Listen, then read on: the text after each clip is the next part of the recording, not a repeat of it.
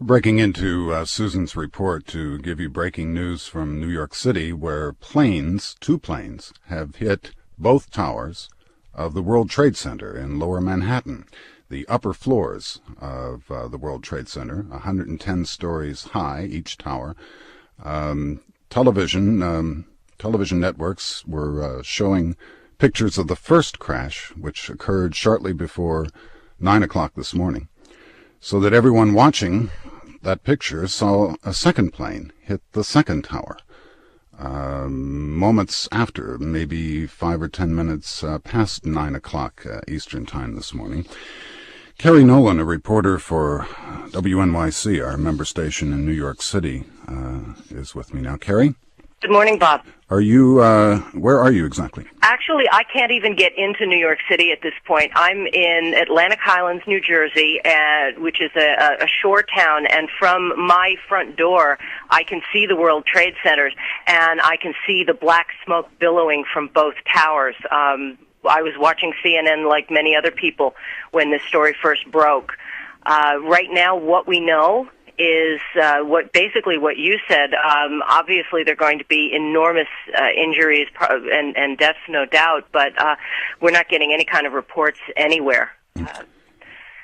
What we have now is that the Associated Press is saying that the FBI is investigating reports of a possible hijacking. If that's not the case, then the other scenario that's being sort of discussed is that the radar systems at one of the three airports in the area has gone horribly awry. Well, at the site of the first crash, of course, the thought accident occurred immediately, but the visibility, at least judging from the television pictures, looks pretty good today. It's a beautiful day. There's not a cloud in the sky. That's one reason that as soon as everyone saw that second plane crash, foul play is now at the top of the list. That was about 9 o'clock this morning Eastern Time, so there very likely would have been people in the building. No doubt, it's a regular work day. The Labor Day weekend long over, and we're absolutely certain that there are people at about the 85th floor and up, which is where we're estimating the first plane crashed. It's going to be a very long and sad day for a lot of people in New York. And possibly more people on the planes, because the FBI is investigating reports of possible hijacking. Exactly. The first plane was reported to have been a two-engine commercial plane. We can assume people on that, aside from the crew, certainly on that plane. The second one looks to be another commercial jet that just smashed right through the entire building. Right now it's incomprehensible to think what the end result of all of this is going to be. And not much of the debris came to the ground. A lot of it's still in the World Trade Center. I'm certain of that. Some reports said that very little had come to the ground, certainly in the first crash. In the second crash, from what I saw from the news footage that I was looking at, quite a bit did rain down. It's a very busy area. The World Trade Center is right near Wall Street. It could not have come at a worse time in the day, certainly, when the streets are just filled with people going to work. Both towers are on fire. Smoke is billowing out of them. You can see flames. There will likely be secondary explosions. Is there anything that the fire department can do about a fire that high up? They're up 80, 90 stories. My gut feeling is no. There are no cherry pickers that can get that high. Probably the best that can be done is something, some sort of helicopter measures, much the way they're doing with the fires in the wildfires in the Midwest. But beyond that, there's very little that can be done. I can only imagine how hideous it must be inside that building for the people trying to get out. I understand we have a witness who's in a restaurant, a Mr. Frederick Fufu. Sir, are you there? Yes, I am. And you are where right now? I am on the 31st floor of the JP Morgan, ex-JP Morgan penthouse building.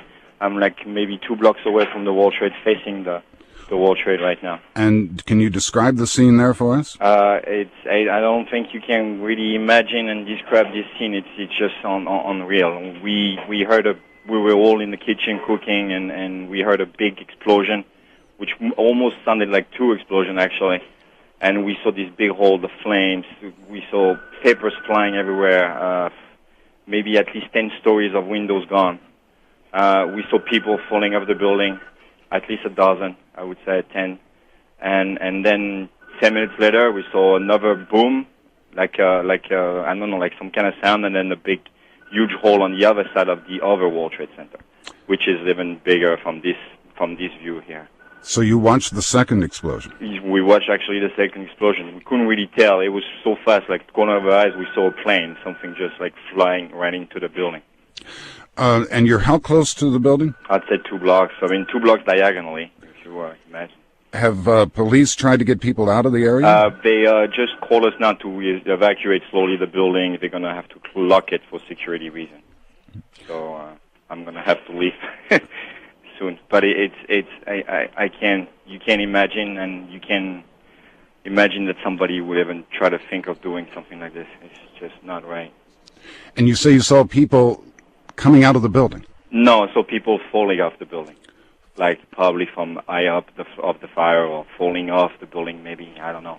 But we saw people like really like jump. I mean, like they were gonna jumping in a parachute. The second plane, the one you saw crash into the second tower of the building. Mm-hmm. Can you describe the plane? No, really not. It was like we heard a boom, like it just like maybe 20 feet away from the tower. I heard a sound, turned around, and then heard another sound, and it was like this huge explosion.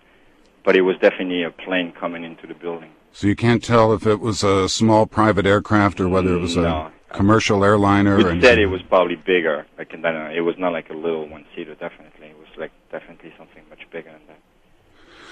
So you're... But, yeah, I must say it's the whole top of both buildings from 80 story up. It's just clouds and flames and holes the size of maybe 10, 12 story high holes into the frame of the building. Sir, thank you very much. You're welcome.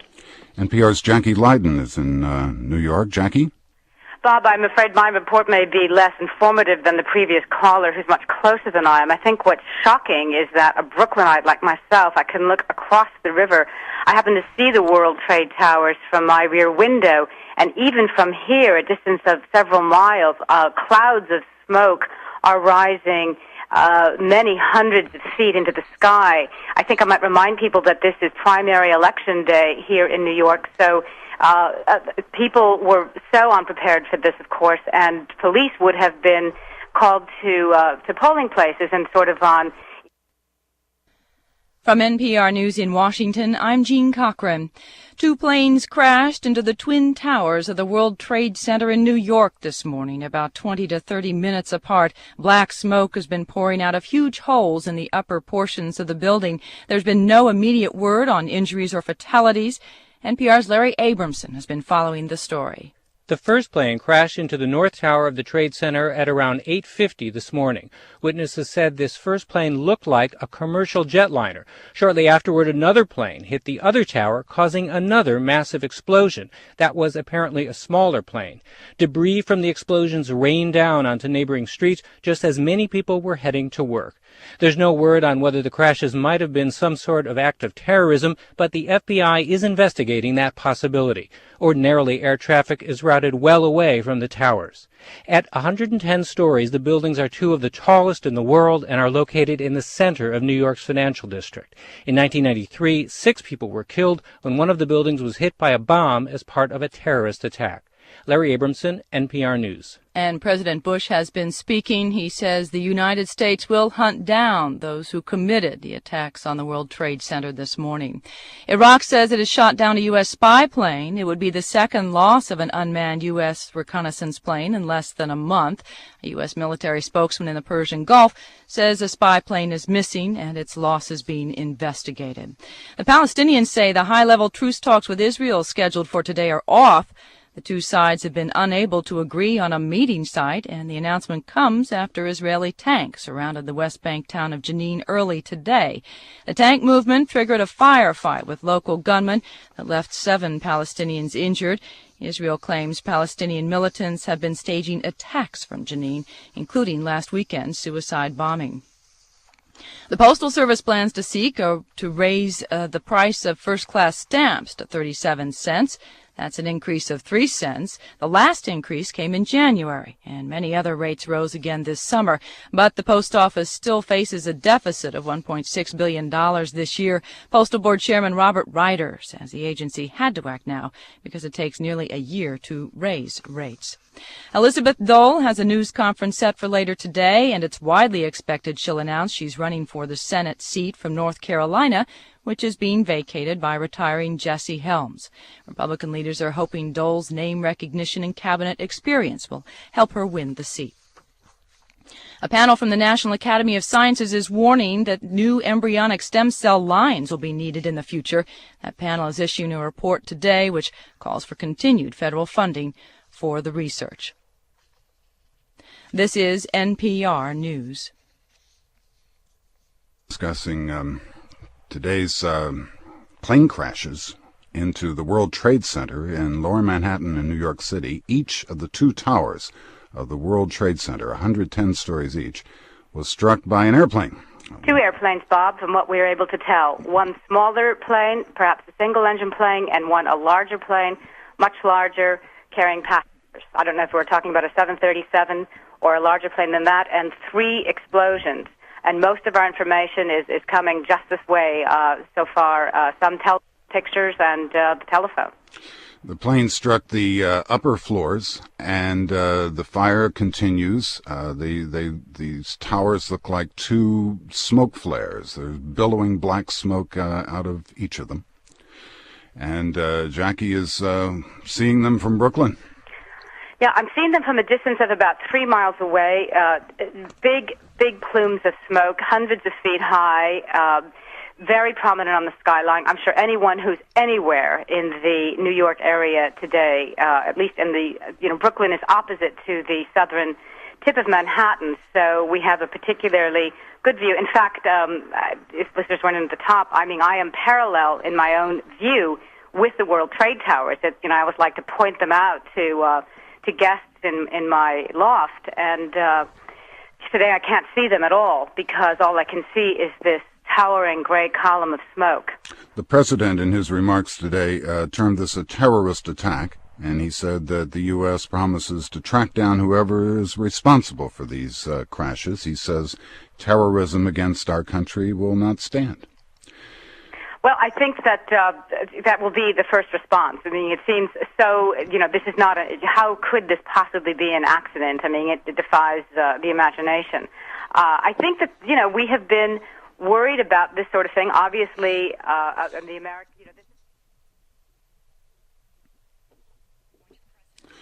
And we now have the tape of the president's remarks this morning.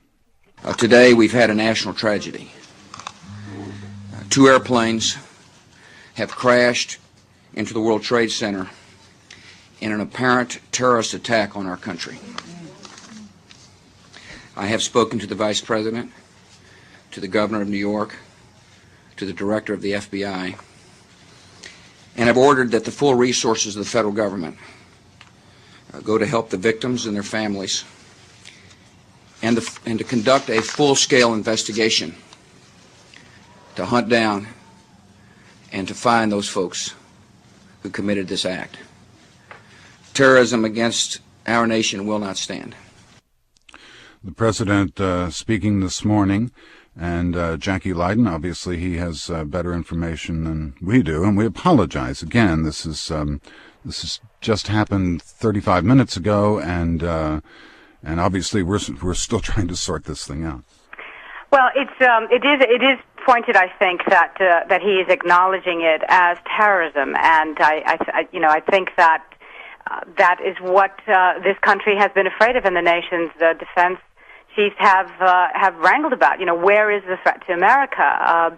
Having been to a lot of places in the world where people live with this, and I was most recently in Israel in May, this kind of dramatic attack on United States security. I mean, they've managed to hit quite a symbol, the World Trade Towers, which have been hit by terrorists before in 1993. Yet again, now the top of the building. Apart from hitting the White House itself, a horrifying thought, hitting the World Trade Towers is definitely a blow at the heart of America. I mean, it makes a statement by whoever did this. Obviously, they present a ready target. They're a symbol. What's so odd to me, looking at all this, looking at the sky, I mean, there is not a cloud in the sky today. If I were a pilot trying to navigate into the canyons of southern Manhattan, this would be such a perfect day. New York also has a primary election today. I mean, people will be madly racing, trying to think if this date doesn't have some anniversary importance, which we'll sort out later. I'm sure that people close to the scene are just trying to parcel out the chaos. But I think if you were the FBI and the defense chiefs, then you're trying to think not just who, but why and why now. And of course, there would be a number of reasons for that. Yes, after the bombing, I'm sure that security measures were improved. I'm talking about the bombing in the basement of the World Trade Center. And there are things you can do about that, but you don't think of an attack from the air. What can you do about that? Well, I think this is really going to intensify the discussions, Bob, that will come on American defense. And I think there have been arguments that this administration has been perhaps in some senses out of touch with how to defend America, or wrestling with new ways to defend America. Where do the threats come from? As one thinks about threats from a nuclear power like China or Russia, I think for most average citizens, this is the portrait of terror. This is the portrait of feeling vulnerable to a lack of security. The idea, it's just so odd. I almost went. There's a major discount shopping center opposite to the World Trade Towers, and I nearly went there this morning to pick something up. I was going to try and get there before I started the day's work on something else.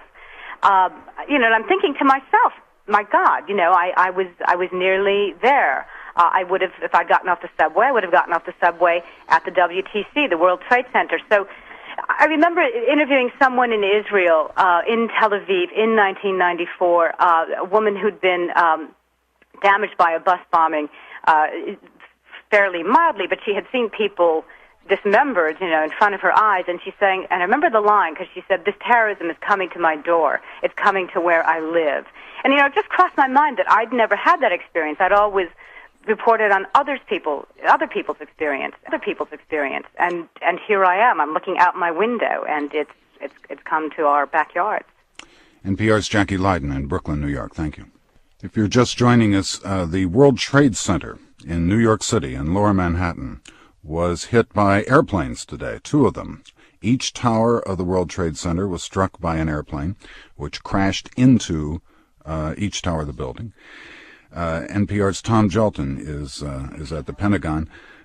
Tom, according to Reuters, a bulletin from the Reuters news agency, a Palestinian group has claimed responsibility for the World Trade Center attack, and we heard President Bush say a while ago that he considers it an apparent terrorist attack. Well, Bob, the one thing that I can add to those reports, which I can't confirm with respect to the Palestinian group, of course, but I can tell you that here at the Pentagon, they are saying that their information is that there was a hijacking. The American Airlines flight from Boston was hijacked, and it was a 767. That means a large twin-engine passenger plane. And so the indications are that one of the planes that crashed into the World Trade Center was, in fact, a hijacked plane. And that would certainly support the idea that this was, in fact, a terrorist attempt. With passengers aboard, presumably. Exactly, and heavy loss of life. Obviously, within the World Trade Center itself, from the 85th floor on up, and obviously also on board this airliner, which carries, of course, many passengers, and on a weekday morning, a flight from Boston would undoubtedly have a lot of passengers on board. Now, was this the first of the 2 planes, Tom? Well, Pentagon officials are not saying which was first and which was second. They refer to the passenger plane, the American Airlines plane that crashed into the World Trade Center, and another plane. And I guess they don't want to get too far out on a limb. Pentagon officials always want to be careful what they say. So they say, don't say, excuse me, they say, don't say first and second plane. They say the airliner and then another plane. I'm trying to sort this out because I'm looking at a bulletin from the Associated Press which quotes a U.S. official saying the first plane to hit the World Trade Center was hijacked after takeoff from Boston. And yet, from eyewitness reports, the first plane was a small plane. The second plane was the larger plane, which would seem to conform to the 767 American Airlines plane.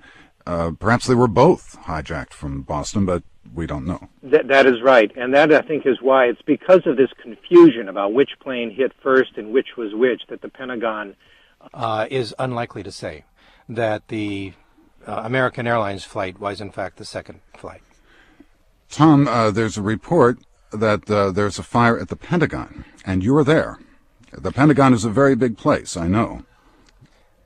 I just walked in and there was absolutely no sign of anything. However, just as we're talking now, Bob, I can hear a PA out in the corridor saying that all personnel should, and I think they're saying leave. I'm a ways away from the corridor. I do hear a PA speaker in the background right now. As I said, just a few moments ago when I was walking the corridors, there was no sign of any special activity. I'm seeing reports on the wires now, part of the Pentagon being evacuated. And we are also seeing on CNN right now, we see a report that the White House has been evacuated, and in fact, there are billows of smoke above what I can see is the old executive office building. In this picture, that certainly indicates that there must be some kind of fire in the White House area. I have not yet been able to confirm what's happening here at the Pentagon, but clearly something is happening here as well. NPR's Tom Gelton at the Pentagon, which apparently is being evacuated. We're seeing television pictures of smoke near the White House.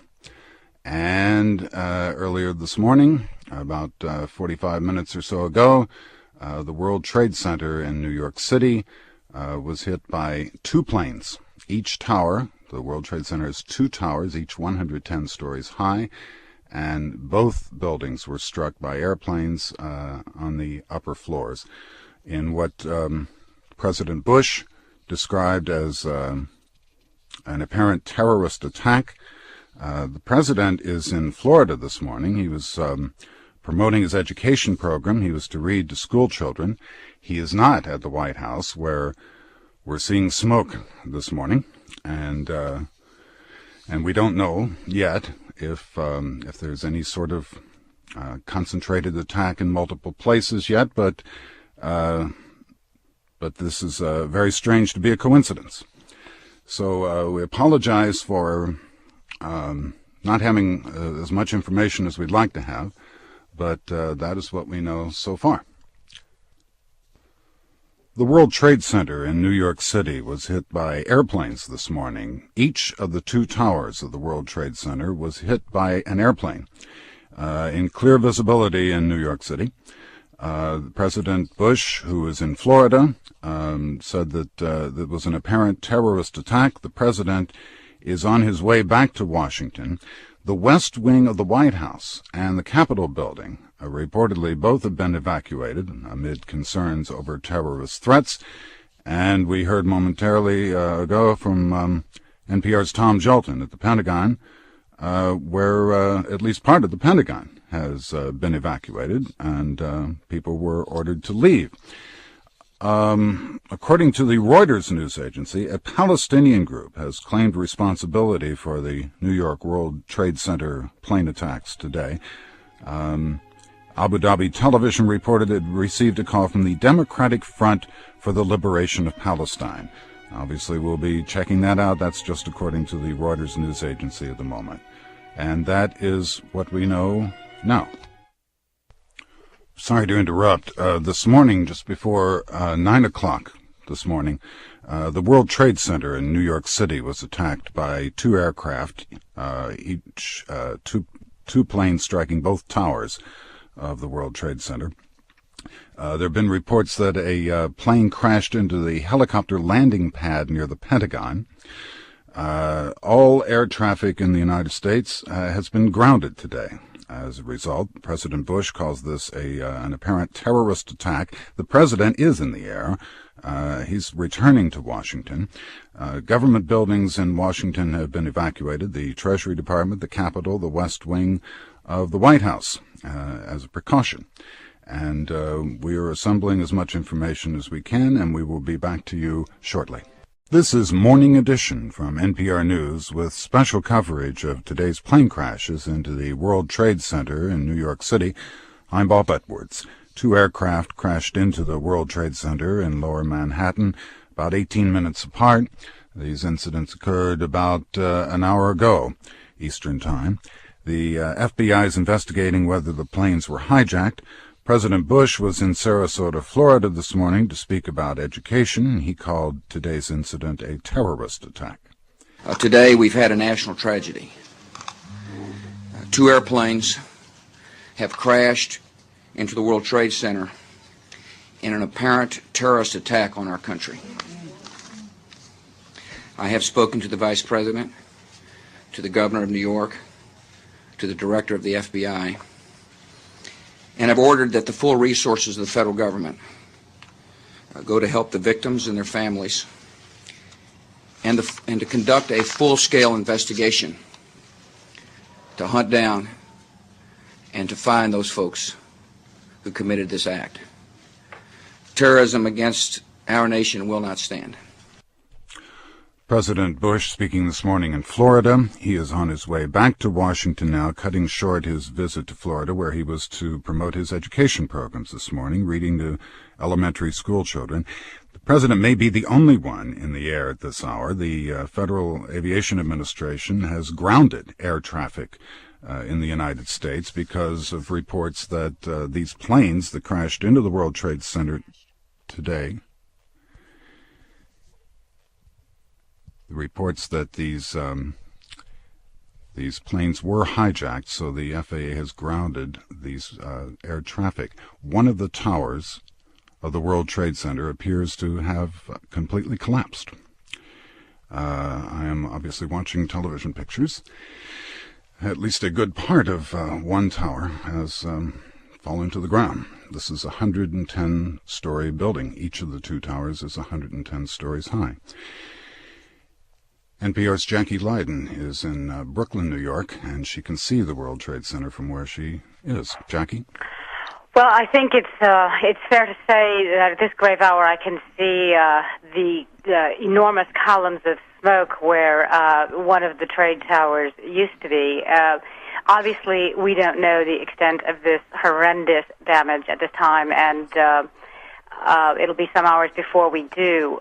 What we do know is that this is a spectacularly brilliant morning in New York. Yesterday morning was thunderclouds and rain, and so the people behind this would have had a strikingly, a poor choice of words, a very, very clear target to strike this morning. You may be able to hear sirens behind me. I'm in Brooklyn, Bob, but every conceivable manner of emergency vehicle is in a convoy past this building on its way into Manhattan. You can hear helicopters overhead. I'm sure those are city helicopters.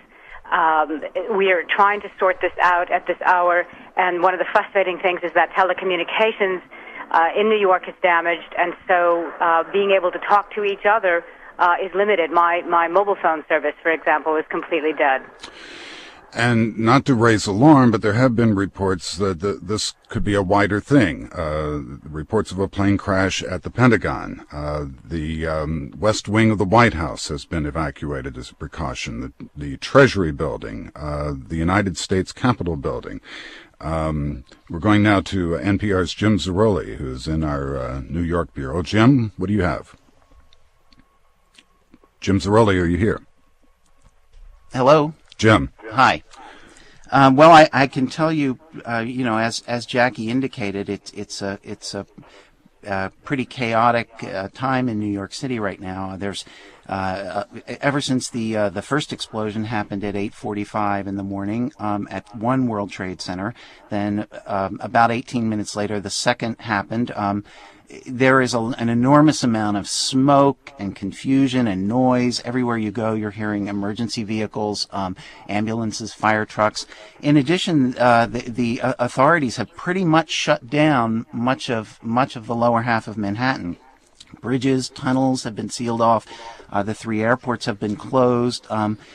Meanwhile, we're starting to hear reports of casualties. The people are beginning to come into the hospitals. It is obviously the World Trade Center is the center of the financial world in New York. 40,000 people work there. In addition, at that time of morning, a lot of people would have been traveling through the Trade Center on the subway, on the PATH train, coming to work in nearby buildings. There's a potential for a lot of casualties there. Mr. Alex Chichesky is joining us now. Mr. Chichesky, are you there? Yes, hi. Greg Chesky, yes. What did you see this morning? I was on my way to work across the Brooklyn Bridge, and I was about a third of the way across heading to Manhattan when I saw a plane. And they're never on this approach on the East River because I walk it every day. And it was coming in over the Manhattan Bridge towards Lower Manhattan, and it banked very slightly towards Brooklyn, which told me that there was something wrong. And I thought it was going to crash, and then all of a sudden it swung over as if it was going towards Newark Airport, and hit the World Trade Center dead on. Was this the first of the two? This was the first plane, and then I was walking across the bridge. I thought it was an accident, and I wondered whether to turn back, figuring Lower Manhattan would be shut down. And I made it across I was 3/4 of the way across the bridge probably, and I was standing there with somebody I'd met who I know, and we watched as the other plane came in and hit it. I saw the other plane just as it sort of impacted the second plane. So you didn't get a good look at the second plane? No, I only saw it just as it hit. Describe the first plane. The first plane was, I'm not very good at planes, would have been like a 747, 737. It was a fairly large plane. So it would have held like maybe 120 to 150 people. And it was a silver undersides. The top, my memory is it was orange, but I'm not sure. I didn't recognize it as a particular brand. I didn't look up and say, oh, that's Delta or oh, that's US Air. But it was a commercial airliner. That's the impression I got. It could have been a package service for all I know, but it was definitely it was a larger plane. It wasn't a small plane.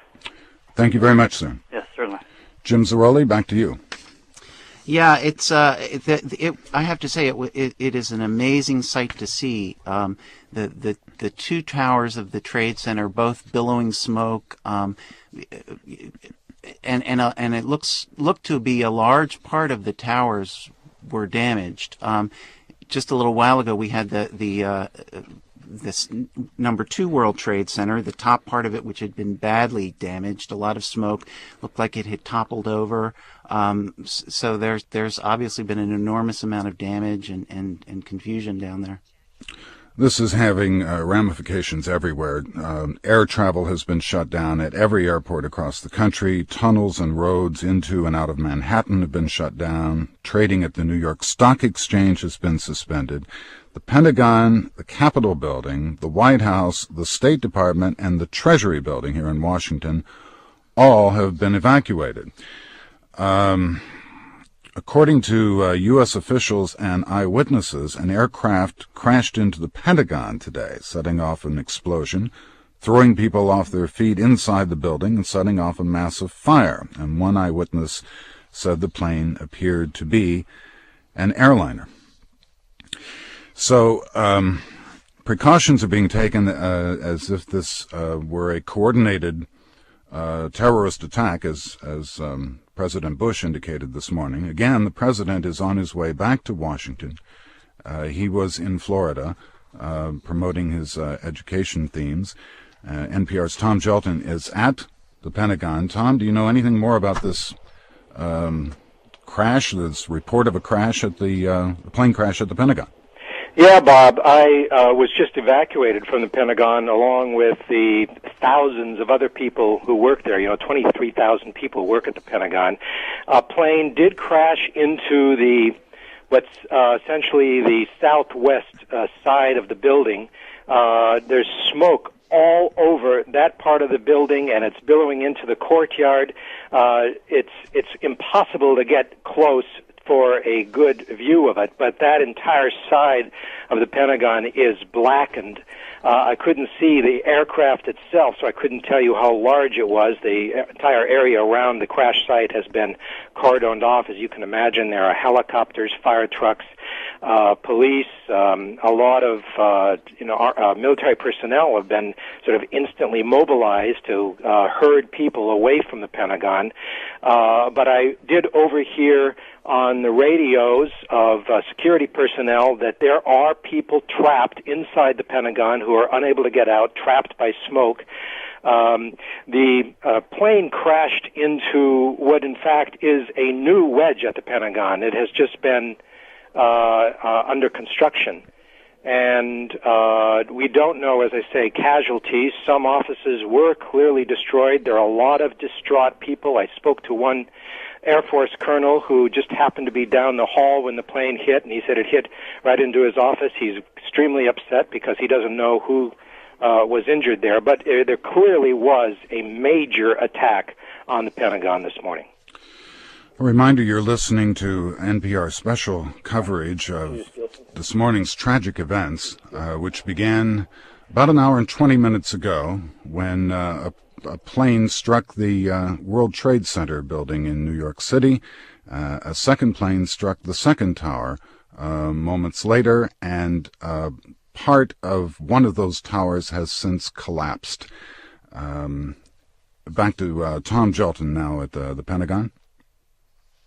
Bob, who knows what's going on? Just before I was evacuated, I showed up at the Pentagon. I actually parked in the Pentagon North parking lot, and just as I parked, I saw a helicopter come swooping around, but there was not any sign of smoke when I got there, and just a few minutes later, of course, came the order to evacuate.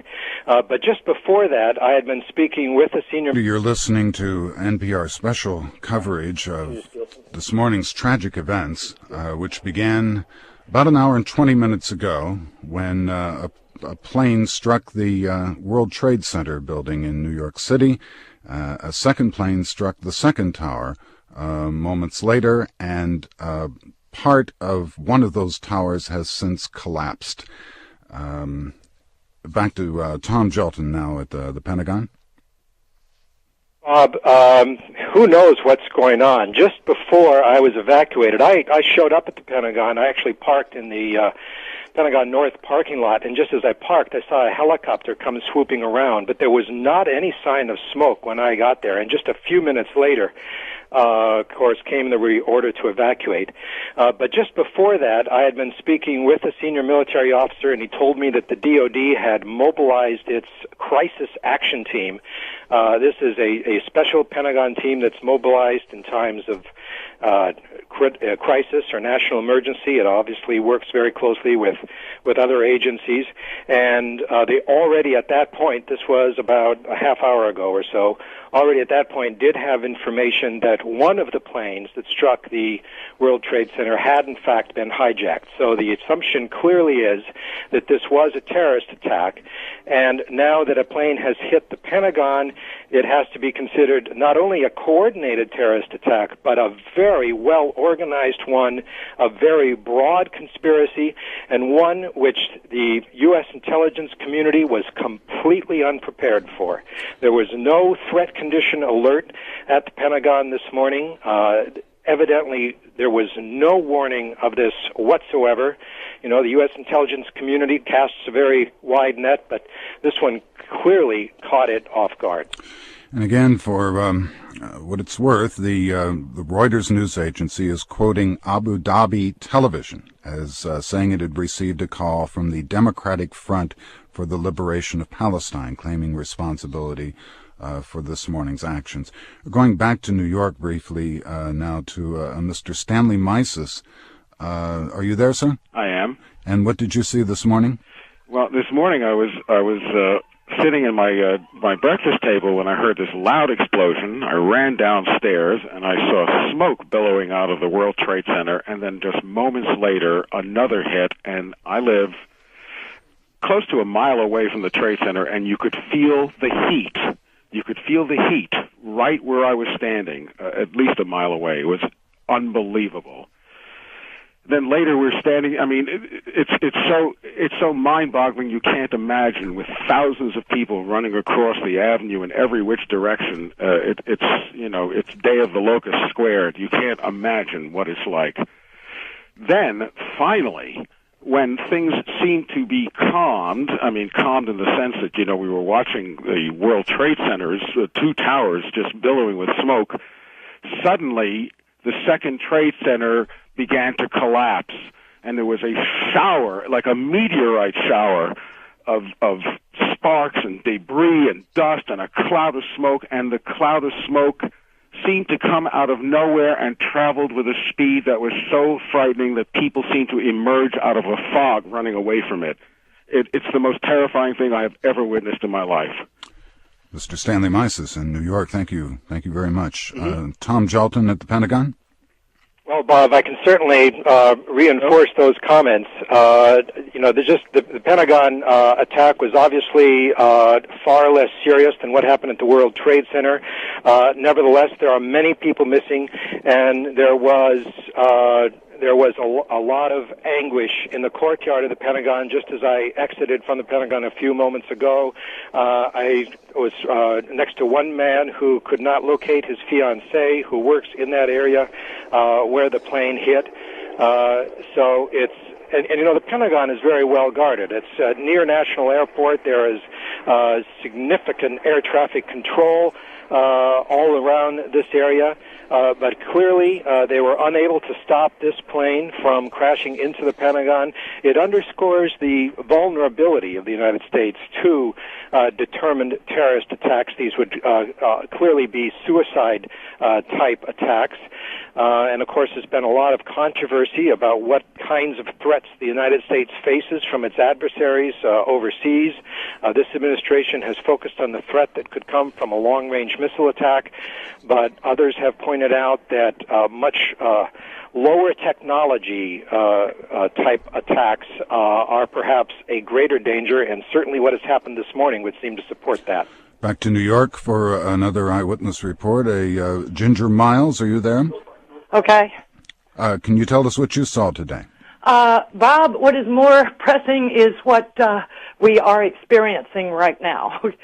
Our building is a block east of the trade towers, and I did see the explosions, and I worried about whether or not we should evacuate, but we thought not to because the street was so bad, and some part of the structure collapsed, and it's not on fire, but our whole apartment and the whole building is full of smoke, and we can't get out the front door because there's so much smoke debris there, but we're told that it's not fire. The streets right now are completely empty. So we've wet a bunch of towels. We've just wet a bunch of towels. I've just put my cat in a carrier. Cars are covered with dust. My whole apartment is covered with dust. So it looks like, though, that I don't think fire is going to be our problem.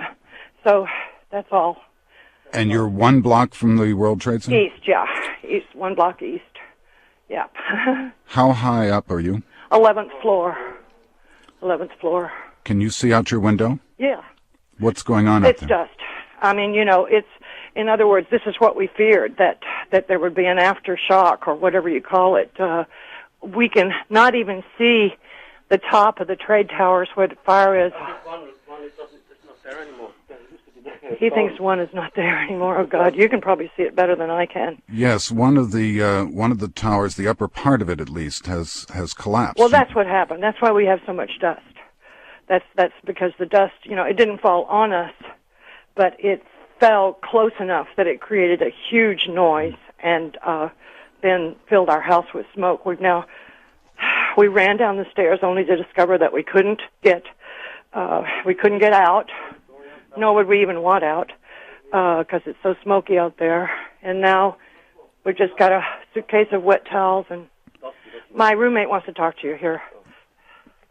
Yeah, so it seems like the South Tower disappeared, and we have a huge dust cloud which engulfed the whole block on Broadway and the area. And right now I see some people coming on the street with masks and it's just like after a blizzard, you know, it looks like covered gray dust. About from up here, 11th floor, it looks like. So you couldn't get out of your building? We went all the way down to about the second floor, but the dust was so thick, though you couldn't go in there. It's just you couldn't breathe. So we went. I thought it was better to go back up, where we had some air. So and then now the dust settled, so it looks like. I mean, I don't know what happened to all those people who were down there. And it's at least, I mean, on Broadway on the cars, there's about 3-inch cover with dust. The cars on Broadway, just right up 2 blocks south of City Hall. What about other people in your building? Are they trapped in their apartments? When we were down, they all came to the conclusion it's better to stay in, and once we figured out it wasn't fire, it was just dust from the building. Now I can see one tower. The north tower is still standing, but the south tower disappeared because just one thing, just not here anymore. So the dust from the collapsed tower is what you think you're... I'm quite sure that it's completely covered the area. And I could hear when he came, it sounded like a hurricane, and the building was shaking. And I thought maybe there's another plane hitting the area or something, but I think it was the dust from the collapsing building, which the things. So it doesn't. I don't see any structural damage to buildings or everything's covered with dust, and a few cars drove into the sidewalk, I guess, because it was probably turned day into night. So you think the dust will settle and you'll be able to get out? I can see from the 11th floor down to. It's kind of. I mean, it's still in the air, but it dissipated. You know, the visibility, I would say, is about 50 or 100 yards. Again, to remind our listeners, this is an eyewitness speaking to us from New York, just a block from the World Trade Center, which was attacked this morning by 2 planes. One plane hitting one tower, another plane hitting the second tower, the 110-story New York World Trade Center. One of those towers is no longer 110 stories. The upper part of it has collapsed, and the dust from that collapse is now engulfing this gentleman's apartment building, and he can't get out. There's also been a plane crash at the Pentagon, where NPR's Tom Jelton is standing by. Tom, what else do you know? Well, Bob, I certainly can confirm that there was a direct hit on the Pentagon by an aircraft. I saw it. I didn't see it happen, but I saw the aftermath of it. I could not get close enough to actually see the point of impact and how much damage was done, nor could I determine what kind of plane it was. I'm now about 3 or 4 blocks southwest of the Pentagon, and now police, even in this area at this distance, are rushing people away. There are sirens going off around me. They're trying to get people even further away from the Pentagon. Clearly, at this point, it's hard to distinguish between what would be cautionary moves and moves that are in response to other events. I have, for example, just heard that the U.S. Capitol has been evacuated, the House and the Senate. That clearly was a precautionary move. Nothing has happened there. But when you've got a coordinated terrorist attack like this on the economic, financial, military institutions of our country, the security forces clearly feel they need to evacuate all the vulnerable points, and the Pentagon has been evacuated, and now we understand the Capitol as well. The reports are that the planes that hit the World Trade Center may have been hijacked, and as a result, the Federal Aviation Administration has stopped air traffic at airports all across the country. Air Force One is flying. The president is returning from Florida, and NPR's Don Gagne joins us now from the White House. Bob, I'm right across the street from Lafayette Park. At 9:41, of course, the president's not here this morning. At 9:41, the word went out from the White House, everybody out. They evacuated the press that was there, staff that was there. We could see people coming out of the White House kitchens. And initially, we all moved just onto the sidewalk in front of the White House. Then the park police came through just within moments and said everybody across the street into Lafayette Park. Then again, just minutes after that, park police again swept through and moved us all to the far north of the park, to the far north end of the park, before eventually police, some of them with machine guns, telling us to stand across the street, that we move across the street. So that's my vantage point right now, literally a block away from the White House, and I'm looking toward the front entrance.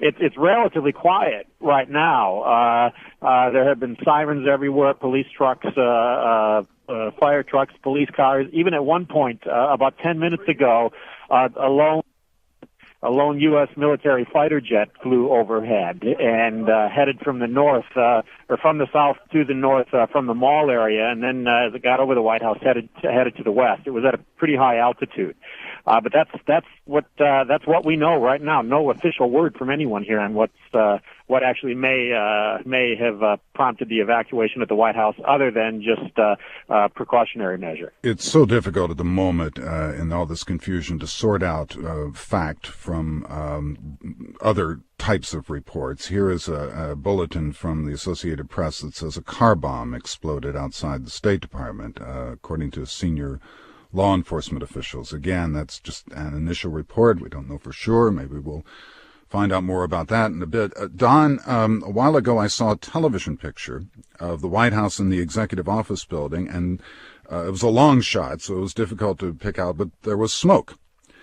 I saw just wisps of that smoke in the air. The smoke would have been coming from the south side. Of course, I'm on the north side, which is where the press entrance is, and I haven't been able to get around much from where they've told us all to wait right here.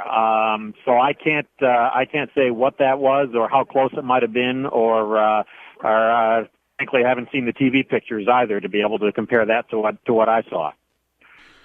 Don, thank you very much, and we'll be getting back to you. Okay, Just to recap for our listeners, about an hour and a half ago, an airplane flew into one of the World Trade Center towers in Lower Manhattan in New York City. About 15 or 20 minutes later, a second plane hit the other tower of the World Trade Center. Moments later, there was a report of a plane crash at the Pentagon. There are reports that these planes were hijacked. Therefore, the Federal Aviation Administration has grounded air traffic in the United States. President Bush was not in the White House. He was in Florida this morning, promoting his education program. He is on his way back to Washington at this hour. There have been other ramifications. Trading at the New York Stock Exchange has been suspended.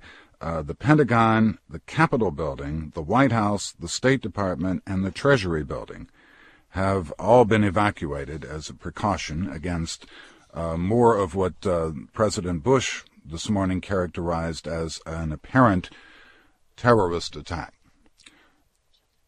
Tom Gelton is at the Pentagon. Tom? Yeah, Bob, not exactly at the Pentagon, but certainly as close to the Pentagon as just about anybody can get right now, certainly a normal person like myself. I walked about 3 blocks west of the Pentagon. My cell phone was not working. As you can imagine, a lot of people are on their cell phones. I stopped at the first house with an open door that I could find, and a man, very cooperative, nice man by the name of Brian Perdue was here watching television. Bob, let me put him on the phone if you don't mind for a minute, because he can talk about what he heard in the moments before the plane crash. Mr. Perdue? Hello. Hi, Bob Edwards, Yes. NPR. Tell us what you saw. Well, I didn't see anything. I was upstairs watching TV about the bombing or the plane crash in the World Trade Center, and all of a sudden I heard a very low flying plane, and there's no way it could have been a single engine plane. There's no way it could have been a single engine plane, and I knew it crashed because I heard the noise and the windows shook in my house, and I'm like, I've got to get out of here. I mean, I'm sure like everyone else close by is that's around, and I'm like, I mean, it's really scary, really scary. So you're thinking it's a larger plane? I definitely think it was a larger plane. I mean, it was the noise and the way it flew by, or it sounded like it had landed in the backyard. And I guess literally it did. I mean, I'm right. My backyard is pretty much at the Pentagon. So, I mean, it was bigger than a single engine plane. I'm almost positive of that. But you couldn't tell if it was a commercial airliner or not? No, sir, I could not. Okay. Thank you very much. You're welcome. NPR's Jackie Leiden is in Brooklyn. Jackie? Well, I think the most critical thing right now for New Yorkers is to hear from the mayor. And the mayor, ironically, Rudolph Giuliani, had built a command and control center for disasters of this kind in Tower 7 of the World Trade Center. It, of course, has been completely cut off. Thus, there's a great deal of frustration. There's been no word of casualties, no reports yet by the city. Obviously, they're having difficulty getting the word out. I'm listening to local radio, our local member station, WNYC, as I listen to you. They are not sure how much longer they'll be able to be on the air. Their transmitter is down there. So we have a kind of communications crisis enveloping us here, along with what we can see. And as you know, you're hearing mostly eyewitness accounts. We have just the tiniest bit of information. I can see the World Trade Center was part of my skyline, and where that tower had been is the top of the tower, the North Tower, is just a cloud of white dust now. And with New York's command and control center being in there, you can just imagine the kind of difficulties that are going on here. Was it the North Tower that collapsed? I'm looking at a wire copy. It says it was the Southern Tower that collapsed. Perhaps it was the Southern Tower. Mm-hmm. Yes, I think you're right. Yeah. And one of the planes, I'm also reading, one of the planes that crashed into the Trade Center was American Airlines Flight 11, hijacked after takeoff from Boston en route to Los Angeles, according to officials of American Airlines. Both towers now have collapsed. Jackie, can you see that? Yeah, okay. Well, I can't. What I see are these clouds of smoke. Okay, well, that would make sense. I mean, a horrible kind of sense, because I had thought for sure the North Tower, and if it's both towers, then that's what you're reading. Bob, all you can see, it's like looking at the top for me, for a lot of New Yorkers, that's our Mount Everest, and the top of it, what I could normally see above the tree line is gone. I mean, it's just clouds of white dust. It's horrifying, I have to say. It's chilling to look at, and in some ways, those of us across the river from Manhattan probably, have this view the most clearly. It's just, it is just, I think, everyone's worst nightmare, and we are now living it out, sorting it out. Jackie, thank you very much. Dr. Elliot Cohn joins me now. He is Director for Strategic Studies at Johns Hopkins. Good morning, sir. Good morning. There is a report from the Reuters news agency, and I hope to find further information on this. Reuters quoting Abu Dhabi television as saying it had received a call from the Democratic Front for the Liberation of Palestine, claiming responsibility for the plane crashes into the World Trade Center building this morning. Do you know anything about this group? Yeah, they've been around for quite some time, and they're one of the more extreme and dangerous Palestinian terrorist organizations. But I think, it'll take quite a while, obviously, to sort this out and figure out exactly who did what. There's clearly several very sophisticated operations to coordinate all these things, assuming that the what occurred at the Pentagon is also part of this. It bespeaks quite a large effort. And I think one thing that's very important to remember is it's very hard for these organizations to do what they do unless they have some kind of shelter or support from states. Okay. I'm now receiving information that a spokesman for this very group denies responsibility. Yeah. This is what happens when all of these multiple reports come in and you try to sort out fact from fiction and who said what about whom, and And we're very sorry if, in fact, that's the case, that that group is not responsible. But now we have a report that it is and another that it isn't. And ultimately we'll get it squared away, and I'm sorry for the confusion. Well, it's going to take a while to sort it out, but I think here's what I think the key point is. What we're dealing with here is not crime. It's a hideous form of warfare. And I think the Pearl Harbor analogy is going to turn out to be roughly the right one. That is to say, in terms of the scale of loss of life, this will probably be a bigger deal, I'm afraid, than Pearl Harbor, certainly on the same scale. But the thing to remember is that this is not just the work of a couple of deranged people. This is the kind of thing that is done for political reasons, and it will require some kind of warlike response.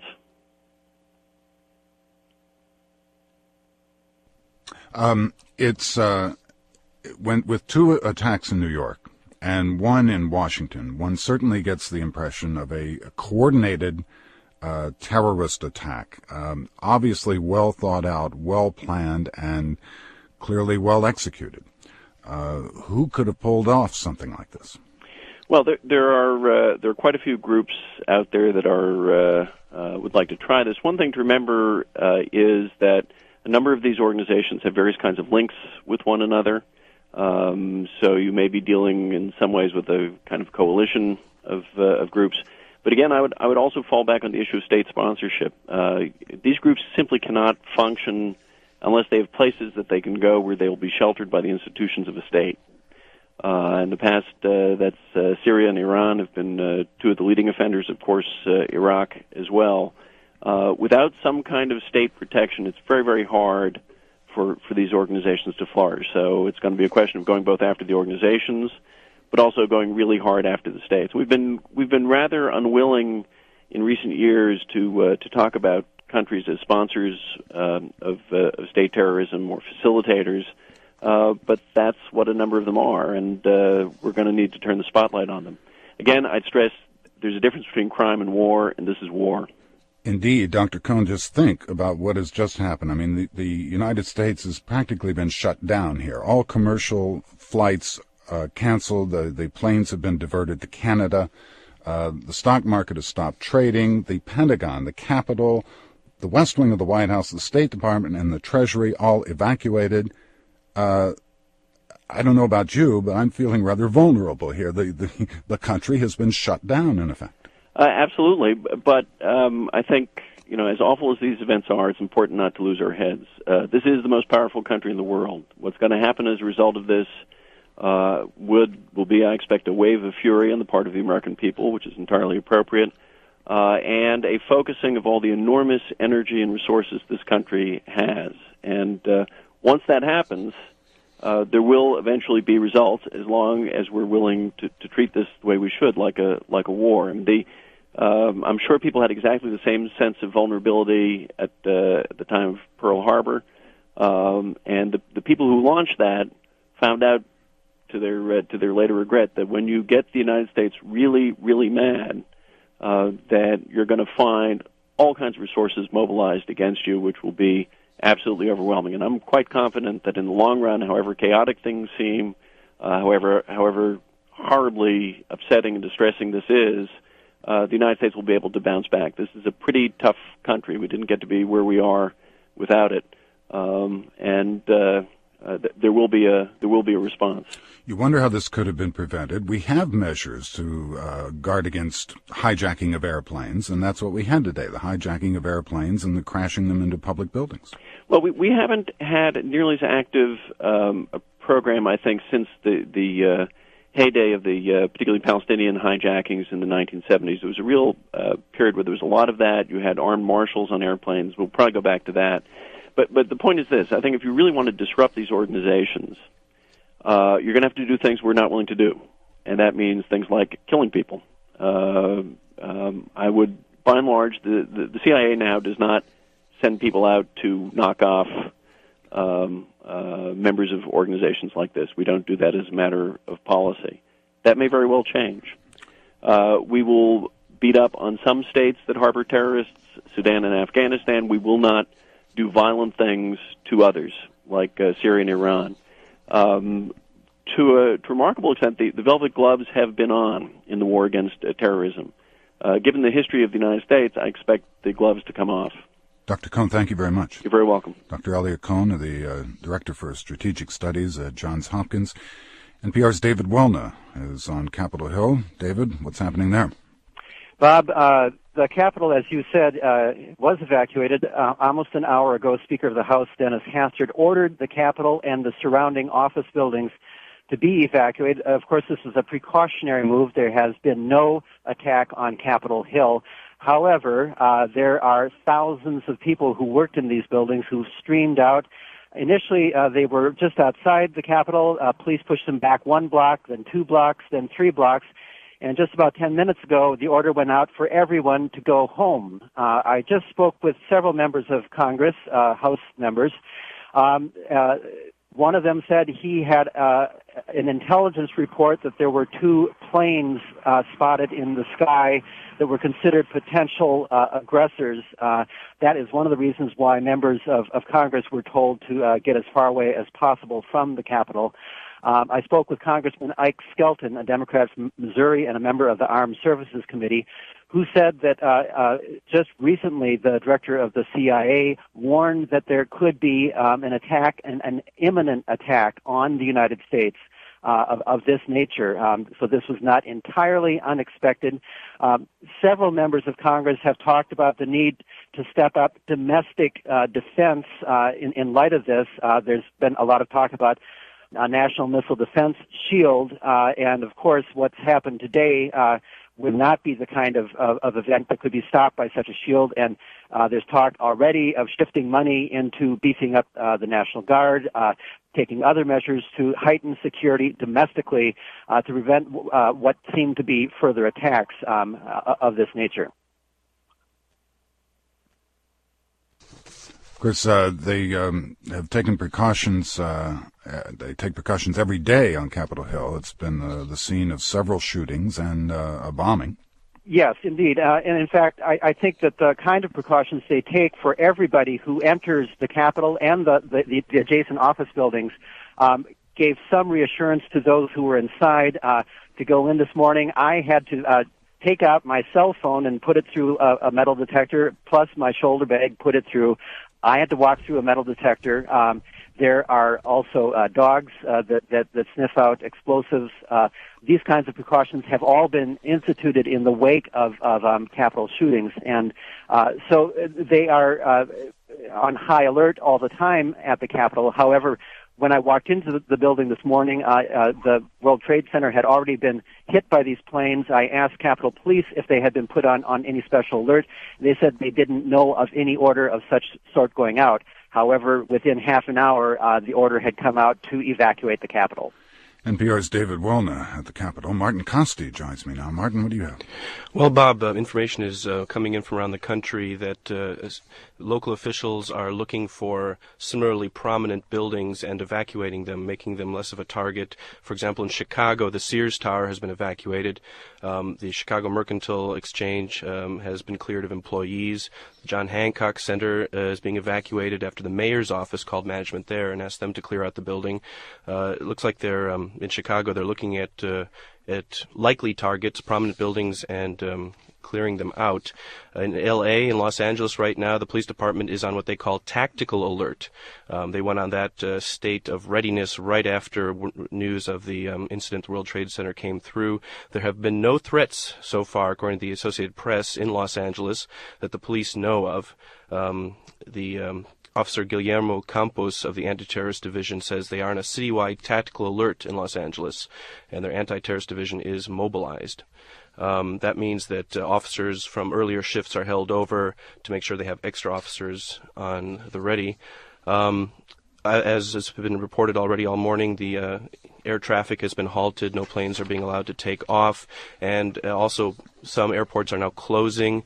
That's the case in Atlanta, where no planes already early on had been allowed to leave. In downtown Atlanta, the CNN Center is closed, except for vital operations, probably. The Atlanta airport has been closed. FBI has sent agents to the scene, to the airport, but so far no specific threats have been received in Atlanta. In California, 29 Palms, the Marines say they have increased their state of readiness to what they call vigilance. So it looks like people are looking for obvious next targets, if there are any, and trying to make them less vulnerable. Martin Costi, thank you. Going to New York now, where Robert Mueller is at the White Horse Tavern in New York. Mr. Mueller? Yes, sir. What did you see today? Lots of smoke, lots of debris, lots of people panicking, a lot of dust. It's very bad. Where are you now in relation to the World Trade Center? I am about a half a mile away. And what is going on there as far as security and police? All the police seem to be at the scene. The streets are pretty much to the people, but the people aren't panicking. There's no rioting, no looting. People are just, very, very, very shocked at what's going on. You had both towers of the World Trade Center collapse today. Yes, they have. They're gone. And that must have, you must have felt it. Excuse me, I'm having trouble hearing you. I'm sure you are. I'm sure you must have felt the impact of the... Actually, no. Just, they just crumbled. There was no impact. There was lots of debris, though, that spread over for a mile. There's like an inch of dust on the ground for a mile away from the actual World Trade Center explosion. When the second plane impacted, though, we felt the explosion, and when the first also. Thank you very much. Okay, Bob. Robert Mueller, eyewitness in New York City.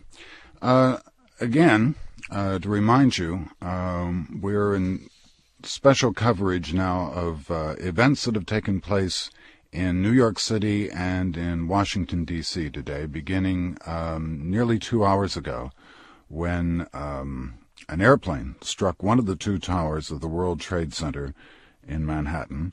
Moments later, a second plane struck the second tower of the World Trade Center. The tops of those two towers have now collapsed into the streets of lower Manhattan.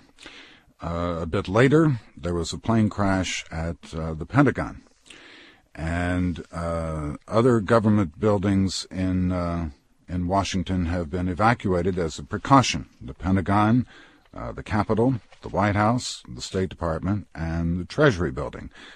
President Bush is in flight. He was in Florida this morning. He is returning to Washington, D.C. The president has described today's actions as an apparent terrorist attack. And NPR's Martin Costi is in the studio with me. Martin. Bob, as we're monitoring news from around the country, the air traffic has been stopped. No commercial aviation is allowed to be taking off right now. Airports are closing around the country. In Chicago, prominent landmarks are being closed. L.A. police are in a special state of readiness. Extra police are being put on around the country in many major cities. The apparent terrorist attacks are causing disbelief, especially in the West, where people are waking up to this. People are watching these incidents with horror, and the reaction coming in from local officials is that of making sure that their prominent landmarks aren't similarly attacked. There's so many things coming in from all over the place. Somerset County Airport, 80 miles southeast of Pittsburgh. Is this a plane crash? I can't tell. I have the back end of a report.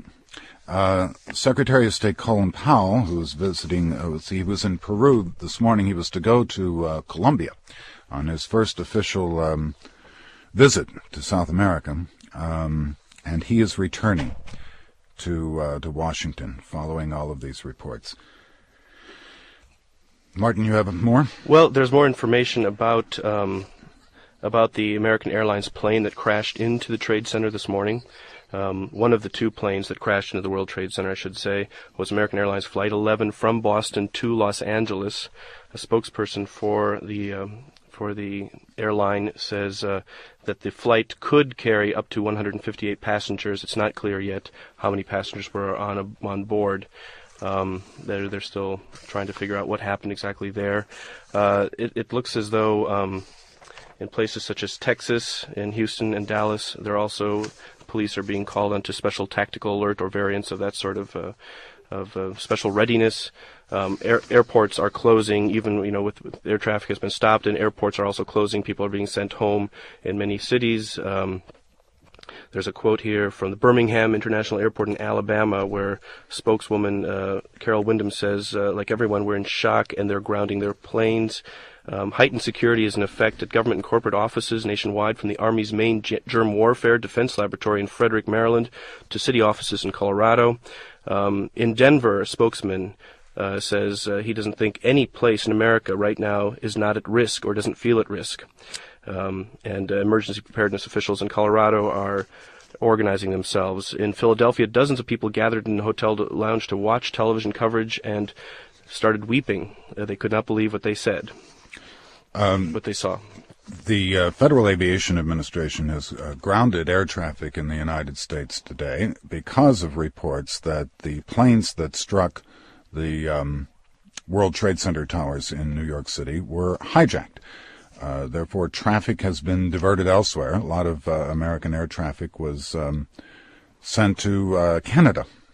But Air Force One is flying, bringing the president back to Washington from Florida, where he was this morning to promote his education policies. Earlier this morning, I spoke with two eyewitnesses who saw the World Trade Center blast in New York City. The first voice will be that of Stanley Mikus. The second voice will be that of Ginger Miles. I was sitting in my breakfast table when I heard this loud explosion. I ran downstairs and I saw smoke billowing out of the World Trade Center, and then just moments later, another hit, and I live close to a mile away from the Trade Center, and you could feel the heat. You could feel the heat right where I was standing, at least a mile away. It was unbelievable. I was on my way to work across the Brooklyn Bridge, and I was about a third of the way across heading to Manhattan when I saw a plane. And they're never on this approach on the East River, because I walk it every day. And it was coming in over the Manhattan Bridge towards Lower Manhattan, and it banked very slightly towards Brooklyn, which told me that there was something wrong. And I thought it was going to crash. And then all of a sudden, it swung over as if it was going towards Newark Airport, and hit the World Trade Center dead on. Our building is a block east of the trade towers, and I did see the explosions. And I worried about whether or not we should evacuate, but we thought not to because the street was so bad. And some part of the structure collapsed, and it's not on fire, but our whole apartment and the whole building is full of smoke. And we can't get out the front door because there's so much smoke debris there that we're told that it's not fire. The streets right now are completely empty. So we've wet a bunch of towels. We've just wet a bunch of towels. I've just put my cat in a carrier. Cars are covered with dust. My whole apartment is covered with dust. So it looks like, though, that I don't think fire is going to be our problem. So that's all. That was Ginger Miles, who's trapped in an apartment building in New York City because of all the dust from the collapse of the World Trade Center towers just a block from her apartment building. Before that, you heard from another eyewitness this morning in New York, Stanley Mikus. And we're going back to New York now for another, Kathleen Zichi. Are you there? Yes, I am. Good morning. Good morning. And what can you tell us? I can tell you that we've had a steady stream of patients at NYU Downtown Hospital since the first explosion occurred. The hospital is very well equipped to deal with the situation. Unfortunately, as we have mobilized the entire medical staff and the nursing staff, they are functioning very, very well. We were the first responder to the explosion at the Trade Center in '93, so unfortunately we have some prior experience with situations of this nature. You're at New York University Hospital. We are at NYU Downtown Hospital in Lower Manhattan, and we are the only hospital in downtown New York. That just staggers the imagination. There are going to be so many casualties in your hospital today. There are hundreds of people here presently. We have transformed the cafeteria in order to be able to triage the patients properly. They are being handled in a very orderly way, and the staff is doing a superlative job. Ms. Zichi, thank you very much. I I'm grateful for your call. Thank you. To Tom Gelton now at the Pentagon. Tom? I'm now standing on a hill just to the on the southwest side of the Pentagon, overlooking the Pentagon. I have a very good view of the damage. There is a major fire at the Pentagon, and what's more frightening, a big notch has been taken out of the Pentagon. Of the full 6-story height of the Pentagon is gone. The notch is about, I'd say, 100 feet, 75 feet wide. So it's taken out a whole notch of the Pentagon on the southwest side. Flames are still shooting out of there. Of course, there's a lot of black smoke. Firefighting equipment is all around. There's also flames on the ground just in front of the Pentagon there, and that, my guess, would be debris from the plane that hit into the Pentagon at that point. So clearly, the fire is not under control. There are a lot of fire trucks there. There's a helicopter overhead, but there's got to be major loss of life here at the Pentagon as well as in New York. There are 5 rings to the Pentagon. You're looking at the outside of the 5th, the outer ring? That's well, yes, but the notch goes all the way through. So into the I can't see all the way through because of the smoke, but it's a major section, like I say, a notch in the Pentagon that is just gone. Over to Don Gagne, who is near the White House. Bob, we have been moved a bit further away. They keep widening the security perimeter here. I'm at the corner of Connecticut and 8th Street, able to look at the White House across Lafayette. It's actually quieted down here in the last 20 minutes or so. We're not getting any official information from any of the White House press personnel.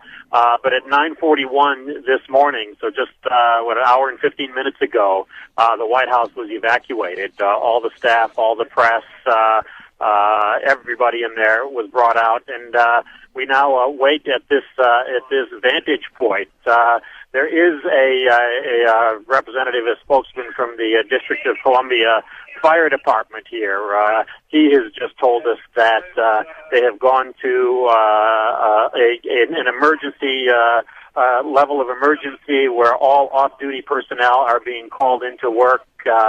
He's not able to speak to any specific threat or anything that may have actually happened at the White House, and we have not, I should make it clear, heard of anything specific. There has been a report of a fire on which would be on the south side of the White House, but he's telling us that he has gone over there and has not been able to confirm it, has not seen any smoke.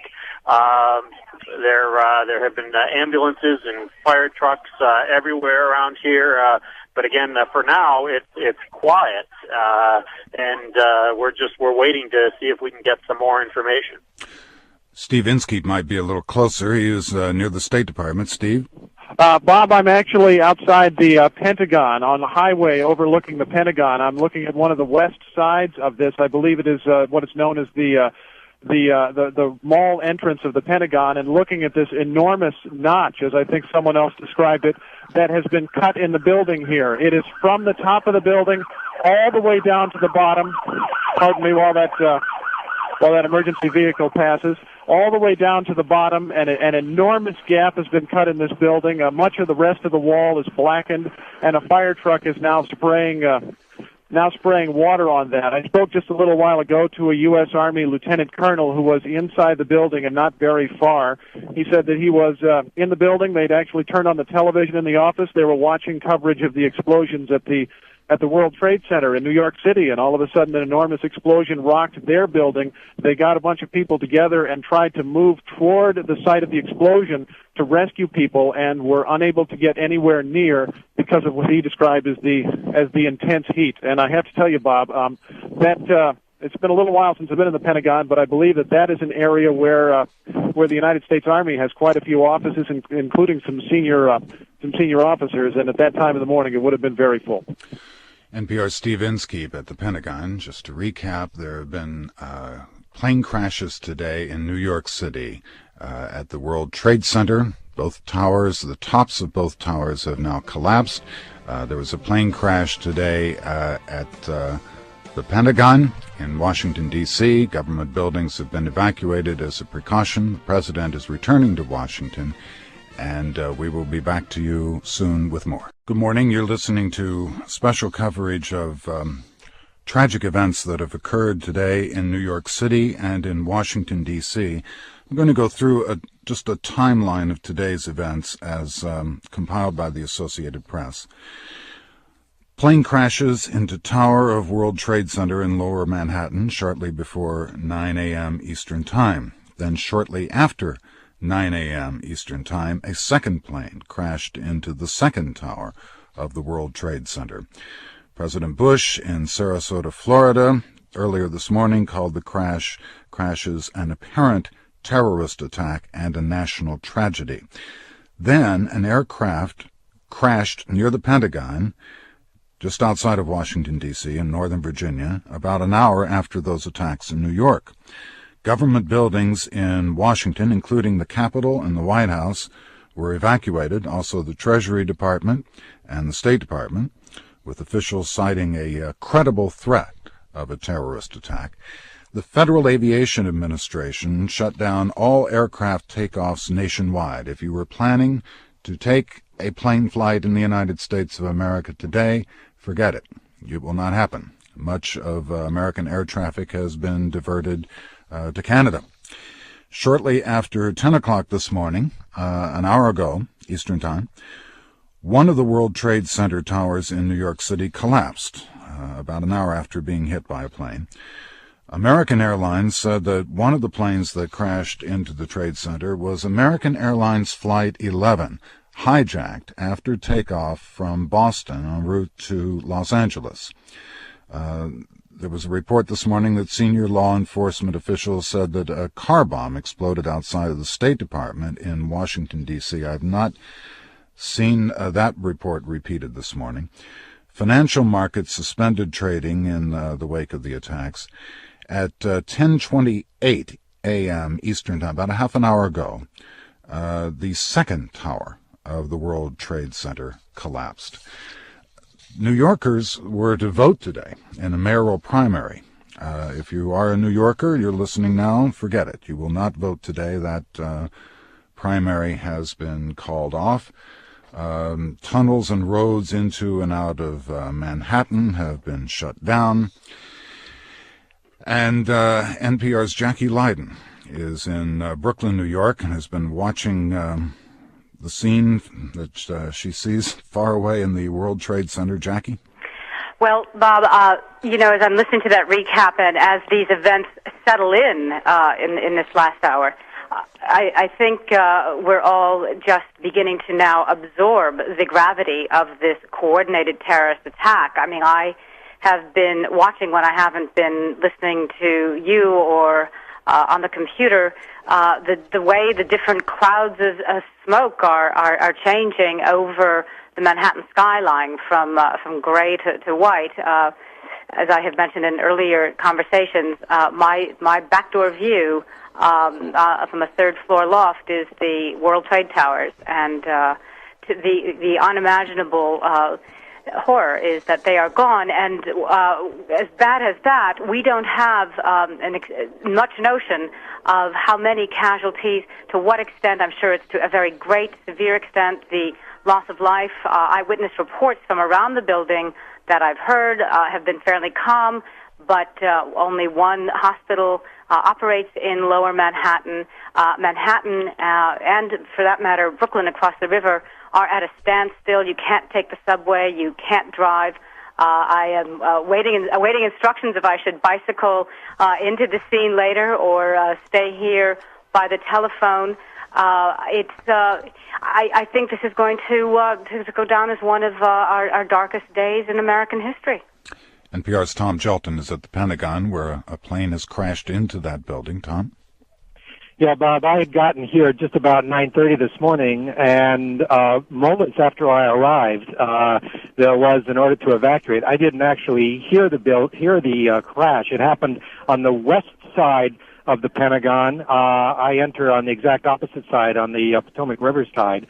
But I am now over here on a hill overlooking the Pentagon. I'm just about a half a mile from it, directly opposite where the aircraft hit the Pentagon. It is just a stunning sight, Bob, as you've heard from others before. You know how tough the Pentagon is. This is a building that was built 50 years ago to withstand direct attack. The walls are solid concrete and very thick. This aircraft, and it must have been a large one, cut right through the Pentagon, leaving a gap. There's a notch, a wide notch from top to bottom. It had just taken out a whole chunk of the Pentagon on the west side here. And that's at least 6 stories from top to bottom. And as far as I can see, it looks like it goes almost all the way through. There would be hundreds of people that would have been affected by that. That is in the new section of the Pentagon. The Air Force, number of senior general Air Force officers have their offices there. There is still flames coming from the Pentagon and firefighting going on. The fire is not yet under control, but this is just a major attack on the Pentagon. Tom Shelton, thank you very much. Michelle Flournoy is a senior advisor at the Center for Strategic Studies. Are you with me? Yes, I am. Thank you. I can never be sure. I'm sorry. Since people are coming at me from all directions here. What do you make of what has happened today? A multiple attack, apparently, and again, if it would be an extraordinary coincidence if it were a coincidence, attacks in 2 cities, on the World Trade Center in New York and on the Pentagon here in Washington. I think it is a terrible tragedy. I think in all probability it is a coordinated terrorist attack, and I think it's unprecedented in terms of the level of coordination and the scale. And while Oklahoma City was certainly a wake-up call, I think this is really going to get our attention in a different way as a nation, and I think it's going to force us to reevaluate a whole number of things in response.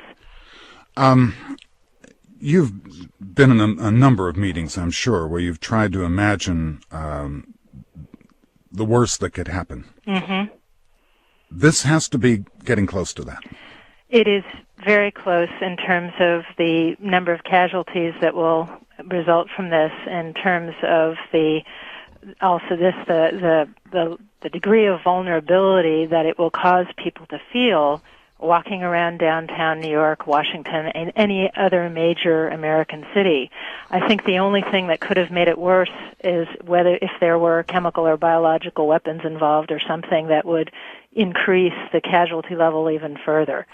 But I think it's very bad, and I do think it will force us to rethink how we are prepared as a nation to deal with terrorism.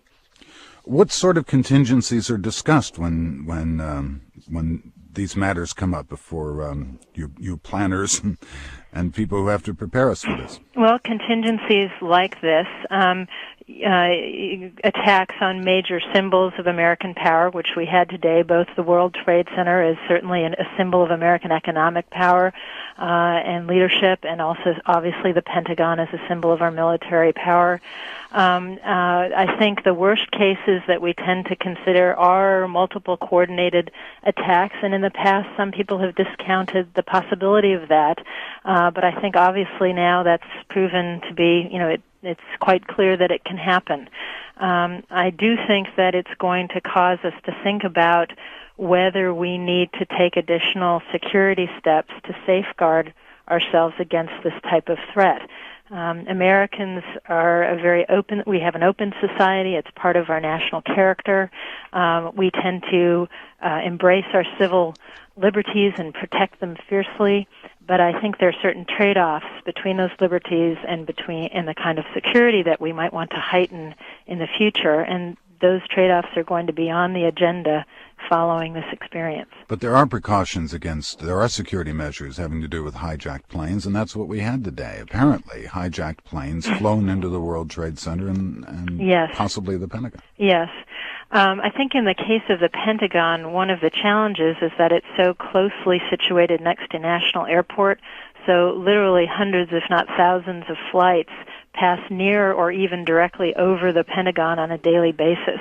I think that situation will probably be reevaluated in the future as to whether we need to cordon off part of that airspace and protect it more fiercely in the future.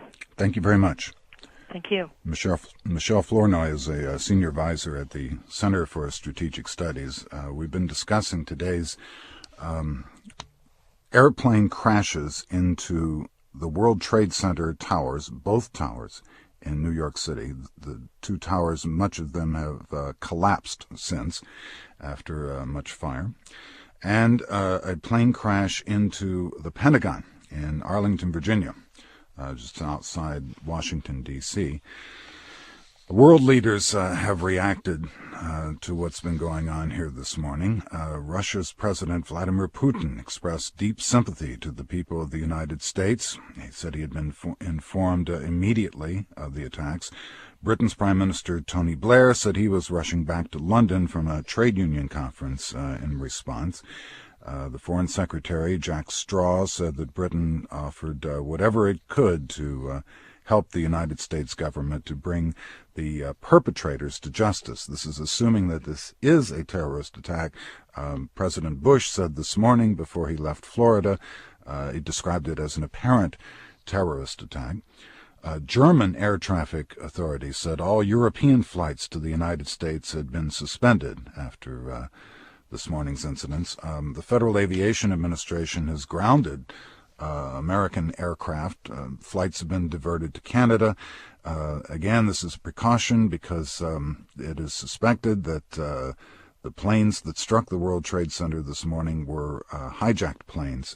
So to prevent any more of that, the air traffic in the United States is shut down today, except for Air Force One, which is carrying President Bush back from Florida, where this morning he was promoting his education program. Martin Costi, what else do you have for me? Well, Bob, we have more information from around the country as the shock starts to turn into action in terms of securing some of the more likely targets if these apparent attacks continue. Some federal buildings now are being reported to be closing outside of the Washington area as well as in Washington. In Dallas-Fort Worth, the reports that federal buildings there are closing. Military installations are preparing for a change in status, if not already changing. In Virginia, Navy installations in Hampton Roads, the world's largest Navy base, are under increased security. They call that ThreatCon Charlie. That's implemented as a condition that's implemented when an incident occurs, when intelligence is received that some sort of terrorist action is imminent. In New Jersey, all airports and river crossings to New York City are closed. Traffic is snarling on the New Jersey Turnpike, completely backed up. Commuter trains canceled. Newark International Airport, officers with shotguns blocked the road leading to the Port Authority offices and the Air Traffic Control Tower.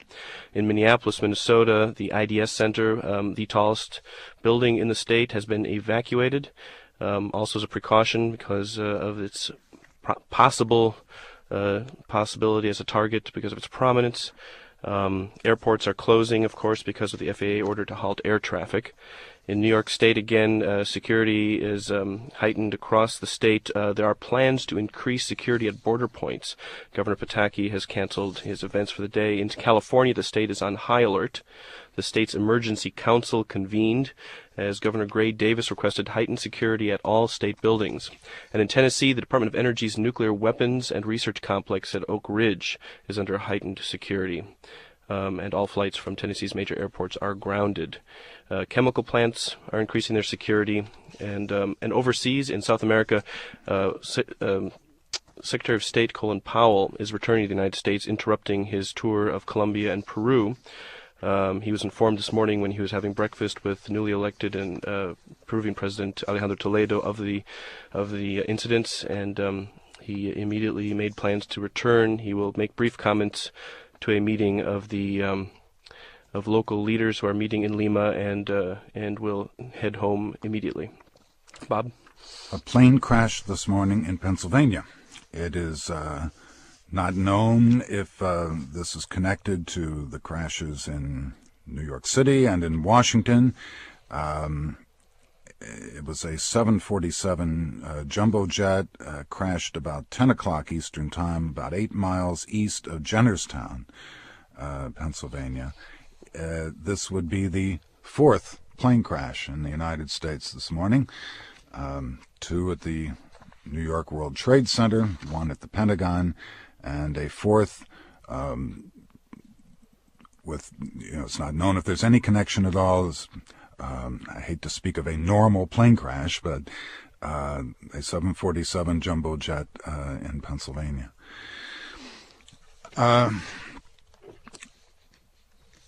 Shortly after this morning's explosions at the World Trade Center, President Bush was in Florida and had this to say.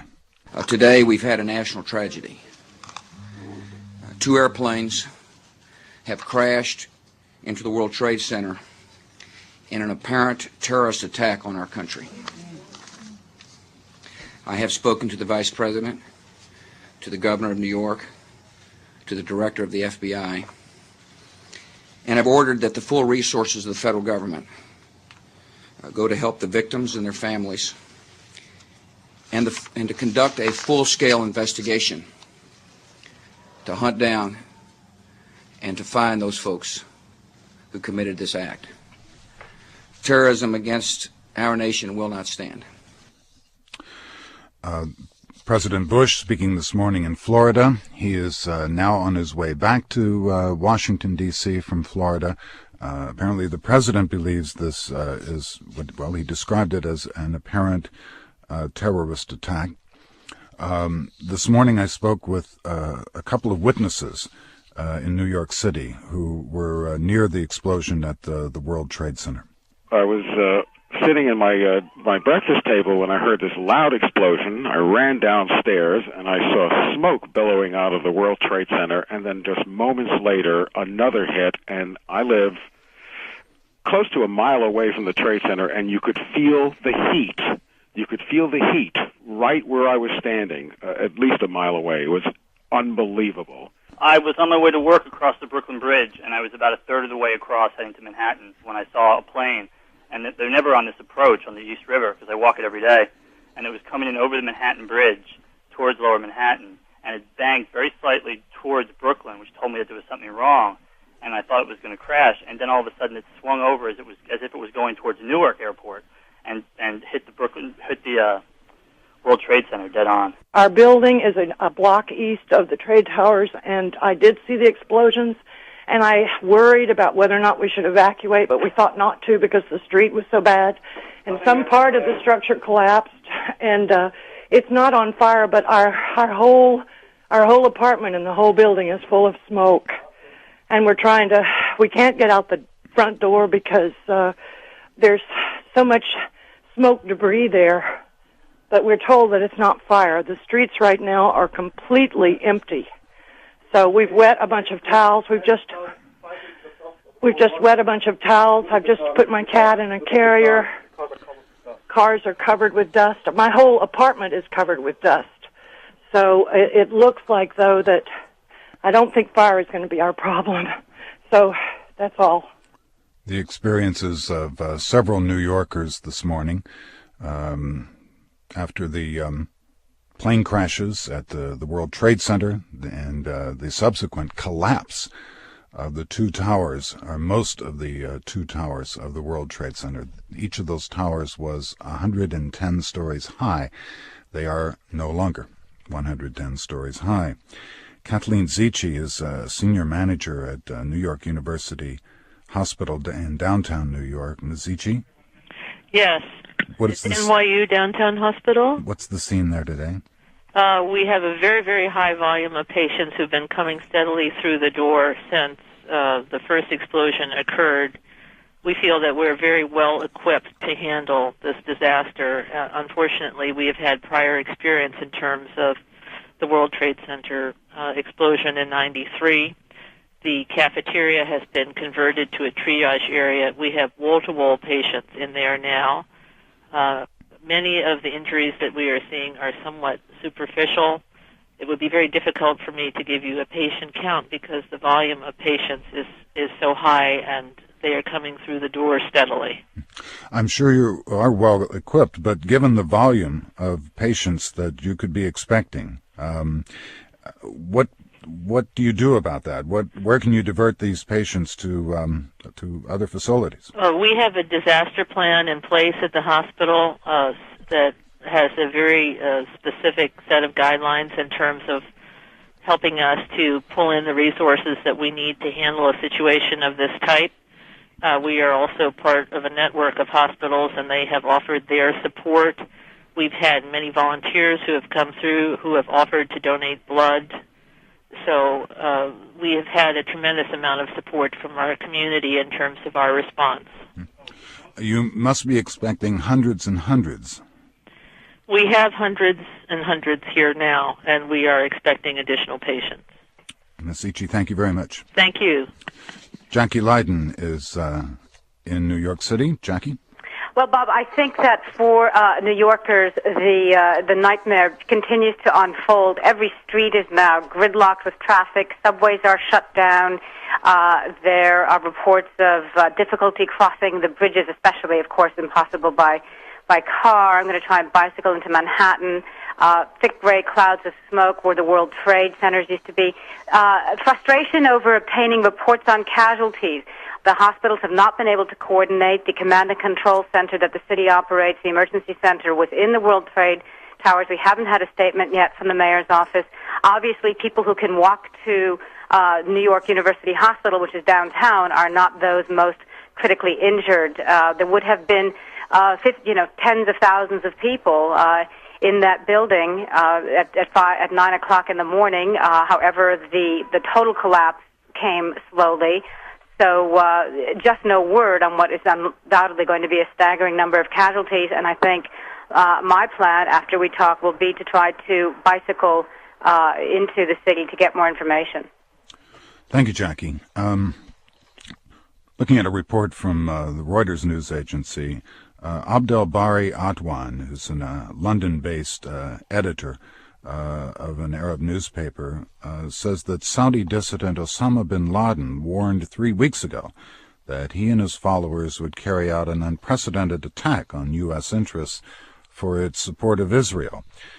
Audrey Cronin lectures in counterterrorism at Georgetown University. Are you there? Yes, hello.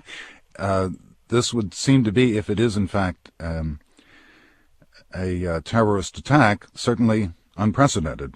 Would describe it. Yes, I would say that in terms of the potential number of casualties, this is an unprecedented attack in the United States. Very tragic and shocking as we watch it unfold. It's the idea of chaos and confusion, which we have now. The idea that air traffic is over for the moment in the United States. The biggest and most important government buildings in Washington, D.C. have been evacuated. Trading on the stock exchange has been shut down. This is chaos. No, I don't think it's chaos yet. In fact, I think by looking at it that way and feeling these emotions that we feel, we help to bring about just exactly what an attack like this is intended to engender, which is fear and panic among those who are watching. This is not chaos. We still have a government that is in power and in control. Some of the reports that I'm watching evolve have turned out to be incorrect. It is a very alarming and very disturbing event, but it is not chaos. Where are they in control with government buildings being evacuated? The Congress, the White House, the State Department, the Pentagon, the Treasury Department? I think government control has more to do with the people who are directing the government than it does the buildings in which it occurs. There are some secure spaces. The president, as far as we know, is not in danger.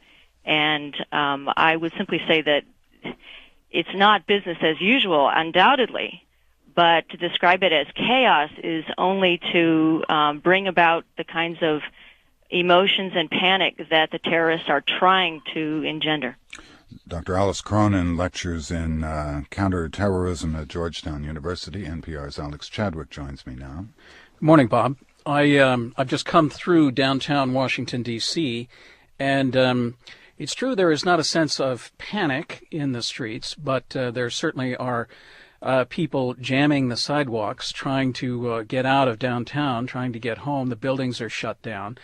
People seem calm. Perhaps that's because there are no apparent fires or explosions going off in the central part of town north of the White House.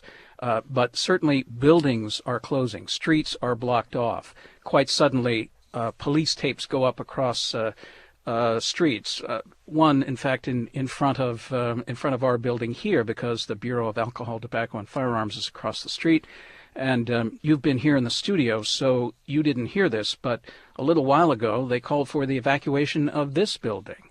I think that's happening all over the city. People are being asked to leave, and they're worried. They're concerned, of course. NPR's Don Gagne, our White House correspondent, is now across the street from the White House. Don? Right, Bob. I'm just beyond Lafayette Park. They had us all leave the White House grounds at 9:41 this morning. Initially, we were told just to wait in Lafayette Park, then, which is of course right across the front lawn of the White House, the front of the house. Then they moved us to the north end. Then they had us cross the street, and the perimeter has widened. And 8th Street, which runs parallel to Pennsylvania Avenue, again a block north of the White House, has now been blocked off with that yellow tape. The streets that are open around here, there's gridlock, and there's clearly a heightened sense of alert. But there's also right now just a lot of people kind of standing here looking, trying to get a sense of what's going on. A report from Fort Worth, home of American Airlines. American Airlines says it lost 2 aircraft carrying 156 people. Whatever lost means, whether they were hijacked or they've disappeared. Of course, all air traffic has been grounded in the United States. Alex, it was one of the planes that hit the World Trade Center. At least one is reported to have been an American Airlines plane. Perhaps that's what they're counting. In case you're just joining us. This morning, shortly before 9 o'clock Eastern Time, a plane crashed into one of the towers of the World Trade Center in Lower Manhattan in New York City. Shortly after 9 o'clock Eastern Time this morning, a second plane crashed into the second tower of the World Trade Center. Reached in Florida, President Bush referred to these incidents as an apparent terrorist attack and a national tragedy. Then, an aircraft crashed into the Pentagon in Arlington, Virginia, just outside of Washington, about an hour after the attacks in New York City. Government buildings in Washington, including the Capitol, the White House, the Treasury Department, and the State Department, were evacuated, with officials citing a credible threat of a terrorist attack. The Federal Aviation Administration shut down all aircraft takeoffs nationwide, following reports that these planes that had crashed into the World Trade Center in New York were hijacked aircraft. Shortly after 10 a.m. Eastern Time, about an hour and a half ago, one of the World Trade Center towers in New York City collapsed. And American Airlines said that one of the planes that crashed into the Trade Center was American Airlines Flight 11, hijacked after takeoff from Boston en route to Los Angeles. That is a capsule of what we know now, and we will return to you with continuing coverage of today's tragic incidents. This is special coverage of tragic events that have occurred today in New York City and in Washington, D.C. Airplanes have hit the World Trade Center, both towers of the World Trade Center in New York City, and a third plane has crashed into the Pentagon in Arlington, Virginia, outside of Washington. And NPR's Tom Jelton is there. Tom? Yeah, Bob. Some new developments here since I spoke to you last. There had been several helicopters circling around the building. Clearly, they were concerned about yet another aircraft coming in.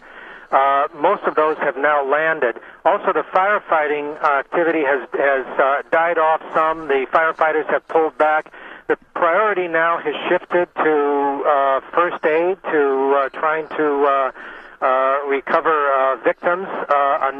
Dozens of ambulances have arrived, and this is clearly the priority now, is to get in there and to help as many people as possible. The flames, there are still flames evident outside the building, and I think that's probably debris from the aircraft that crashed.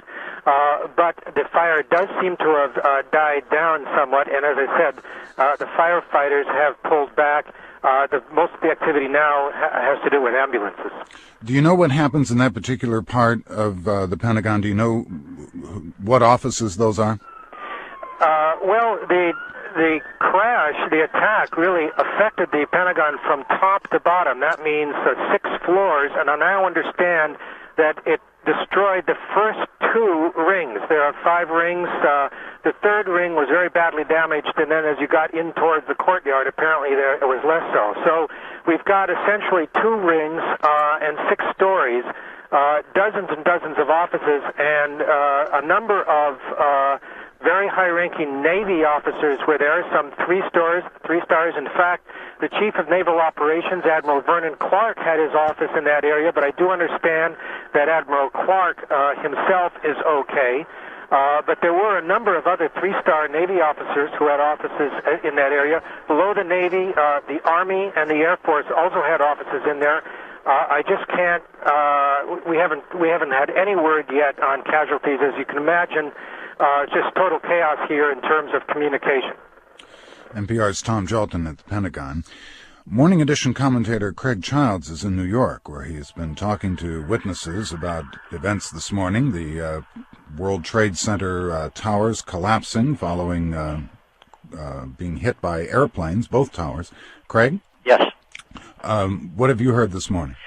Well, I've just been on the street, standing there, arrived probably a couple minutes after the planes hit, and listening to people's responses, and then seeing them as the buildings actually exploded, and just the sense of outrage and emotion that's showing up.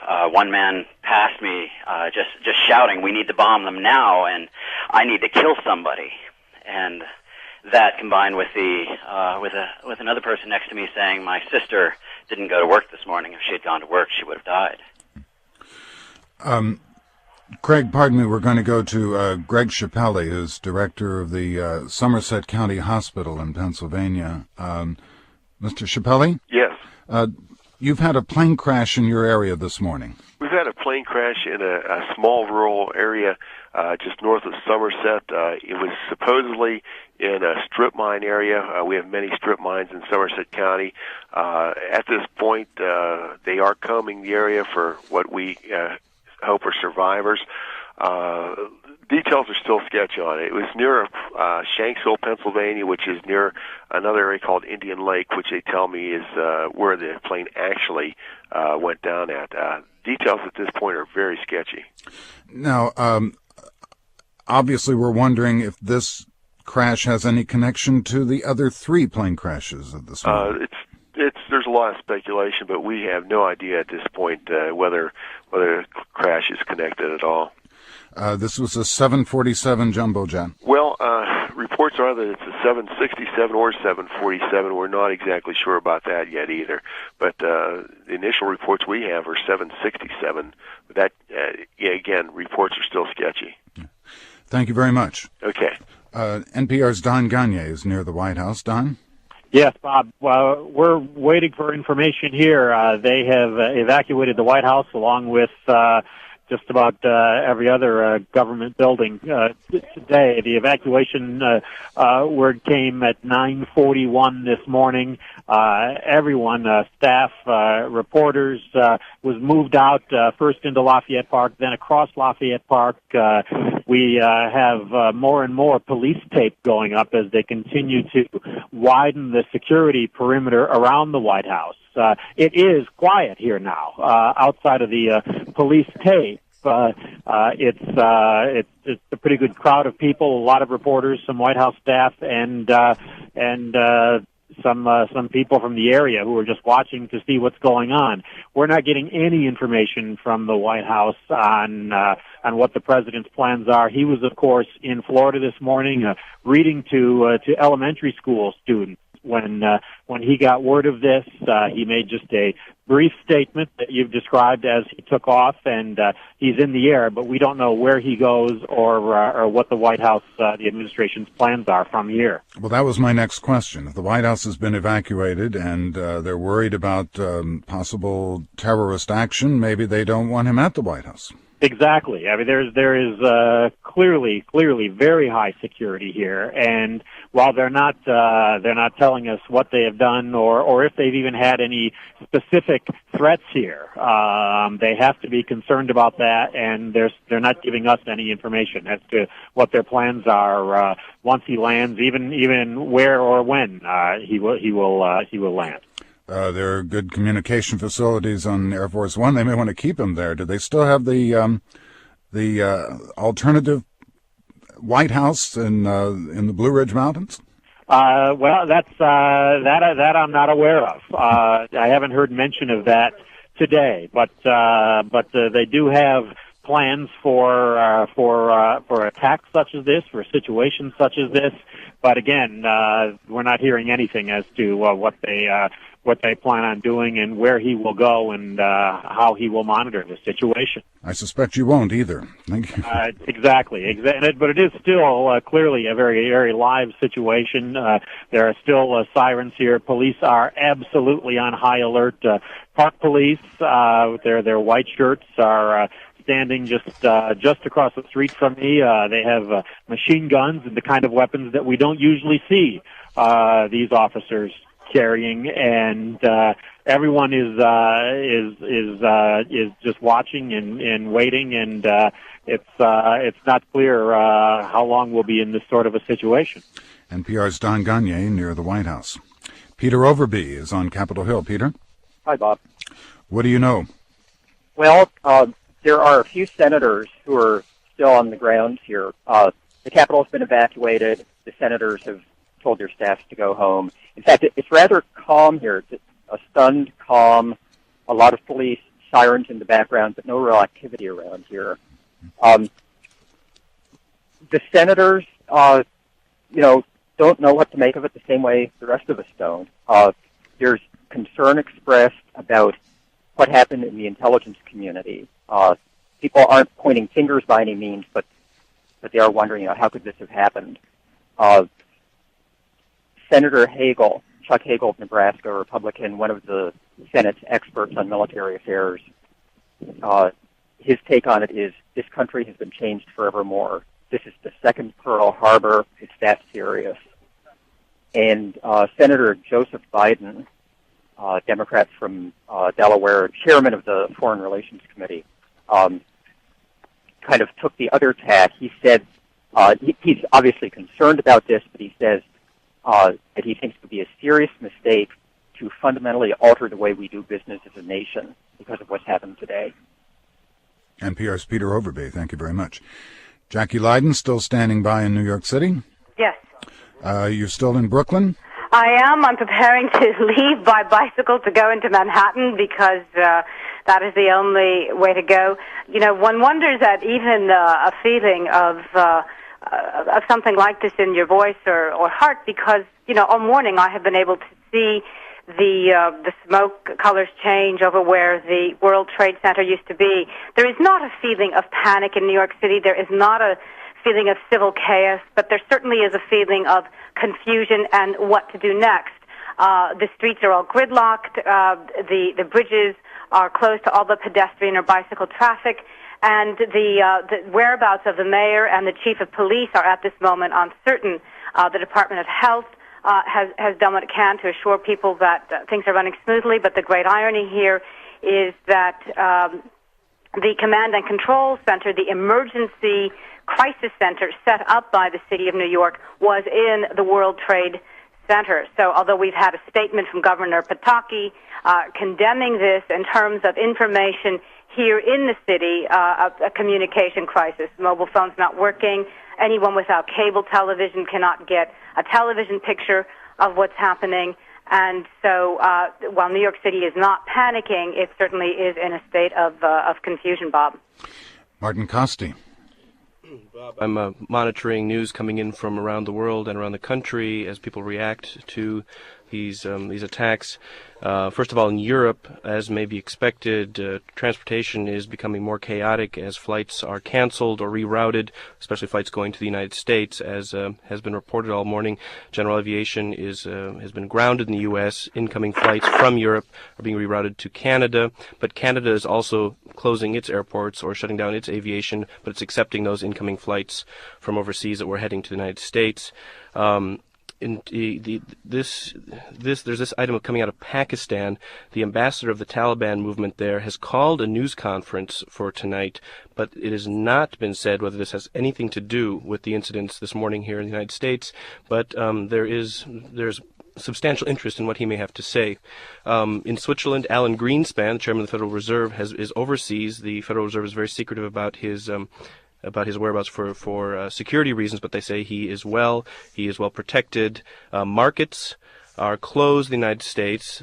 SEC says it will reopen them when they say it is practical to reopen them, but for now no U.S. markets are open. However, some stock markets around the world have dropped sharply, probably in reaction to the incidents in the United States. Specifically, Israel and Poland have seen sharp stock market drops. Around the country, many landmarks are being closed or evacuated, such as the Sears Tower in Chicago, the John Hancock Building. Some federal buildings, but does not look like many, are closing around the country. In some border crossing areas, such as Detroit, security is being stepped up at the border, but the borders are still open.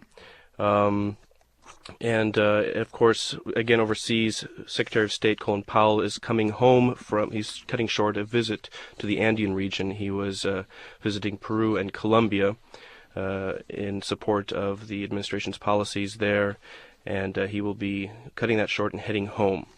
So that's the reaction so far around the world. NPR's Martin Costi, thank you very much. Barbara Bradley is at the FBI. Barbara? Hi, Bob. I'm afraid I don't have a whole lot to tell you. A spokesman came out just a few minutes ago and gave us a very short statement. The first point is that they've dispatched investigative teams to each of the sites. The second is that their number one priority is the safety of the injured and wounded. They wouldn't say how many people they think are injured or wounded. And the third is just that they're cooperating with other agencies. So I'm afraid we don't have a whole lot of information here at the FBI. They've evacuated the Justice Department. We can't get in there. There are apparently a few people in the FBI. But we can't go in there to get any more information. Barbara Bradley at the FBI, thank you. John McChesney is at the Pentagon. John? I'm standing, Bob, right in front of the Pentagon where the aircraft hit. I've been drafted as a litter bearer. There are firefighters that have knocked a lot of the fire down, although flames are still pouring from some of the windows. And there are a bunch of volunteer teams here who are organized around litter bearing, and we're about to be drafted to go in and pick up injured, which there must be many given the size of the devastation here. There is about a 75-foot hole in the wall here where the wall has collapsed. And the fire looks to be pretty well knocked down at this point, although there's still a lot of smoke pouring from the building. We've been asked to pull back twice because of reports of incoming aircraft, which fortunately never materialized. That's about it from here right now. Thank you, John. That's John McChesney at the Pentagon. NPR's John Burnett joins me now from Texas. John, where are you? Hi, Bob. I'm in Austin. I'm monitoring the American Airlines headquarters in Fort Worth. American Airlines said it lost 2 planes today. That's right. They just released a statement briefly a few minutes ago, and they confirmed that it has lost 2 aircraft this morning. One was Flight 11, a Boeing 767 that was en route from Boston to Los Angeles with 81 passengers, 9 flight attendants and the 2 pilots, and also Flight 77, which was a Boeing 757 operating from Washington Dulles to Los Angeles. It had 58 passengers, 4 flight attendants, and 2 pilots. The chairman of CEO of American Airlines, Donald Carty, said, "We're horrified by these tragic events, and our thoughts and prayers go out to the families of all involved." Now, when they say they've lost 2 aircraft, what are they saying? Well, they're not saying anything else. They're literally not saying anything else, and that all information beyond that must come from the FBI. And so they're not saying who might have hijacked it. They're not saying whether those planes were those that went into the World Trade Center or the Pentagon. That's literally all we have right now. Thank you, John. And just a note, United Airlines confirms that a flight from Newark, New Jersey to San Francisco crashed near Pittsburgh. That would have been the Somerset County crash we referred to earlier. Whether or not it's related to these other tragedies is unknown, but all aircraft flights in the United States have been suspended now. You did not have to go far in Washington, D.C. to get a sense of the confusion and fear that permeates the air here. Just outside of National Public Radio, on 6th and Massachusetts here in Washington, people were being herded away from a van parked in the middle of the street, and rumors about what was in that van were flying, and nearby government workers told to evacuate their buildings were trying to figure out how to leave the city. I'm scared. I'm frightened, really. It's horrible. I've never been in nothing like this before. How'd you hear about it? When did you find out about it? On news, on the TV at work. Someone was listening to the radio, then they went into the little conference room and turned on TV, and we saw the World Trade Center bomb. Next thing I know, they say a building behind the Capitol. Then they say the Pentagon, and oh my God, that's too close for comfort. I think it's horrible. I think it's just awful. I think it's horrible. I think we have to pray and really pray for America. It's really bad. It's a bad situation. My heart goes out to those people in New York. It's just awful. I just can't imagine being in that building. Did you ever think it was going to hit this close to home? I never did. Did you ever imagine it? No. This is something you see on TV. You would never think that it would actually happen here. No. These are government workers on the streets of Washington, D.C. this morning, and they were talking to NPR's Lynn Neary. Don Gagné, our White House correspondent, is near the White House. Don? All of this happened, Bob, while the president was in Florida at an event promoting education reforms. He was actually reading to children when his chief of staff, Andrew Card, whispered into his ear the first word of the World Trade Center crashes. He made a brief statement. He is now, he's left Florida. He's in Air Force One, and we have received no other official word from anyone at the White House about his whereabouts, about exactly what is going on here at the White House. I can tell you that we were evacuated, all the press, all the staff, anybody who works in the White House, groundskeepers and the like, were all sent out off the grounds at 9:41 a.m., sent into First Lafayette Park, which is right across the street. And then Park Police urgently moved us off to H Street, which is a full block away across from the front of the White House. And this is where we stand right now. It is as quiet as it has been all morning. Streets are closed off around here. There was a bit of gridlock in this area as recently as 5 or 10 minutes ago, but it too has cleared off, no doubt because of streets that have been closed off, feeding into this area. But the Park Police are standing guard, some with machine guns. Here comes a black limousine of some kind right now with a siren pulling up, going through the police tape that's set up. And it goes past, was not the kind of car that we see dignitaries visiting the White House traveling in. Anyway, we wait. We have no word yet on what the president is doing, will do, where he will go, and that's the situation outside the White House. Don Gagné, thank you very much. Tom Gelton is near the Pentagon. Tom? Yeah, Bob. I'm outside the Pentagon, where an aircraft crashed directly into the side of the Pentagon about 2 hours ago. Still a lot of rescue activity going on here now, but clearly the threat of more attacks has receded, so the emphasis has shifted now to rescue. There's the Red Cross helicopter just landing in front of the Pentagon here now.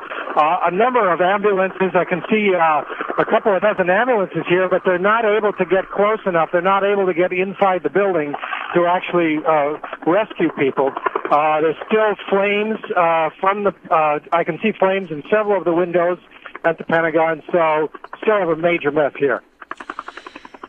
NPR's Tom Jolton at the Pentagon. The building has been hit by a plane this morning. That is Tom's assignment. He covers the Pentagon for us. We're going to New York now to Jim Zaroli. Jim? Hi.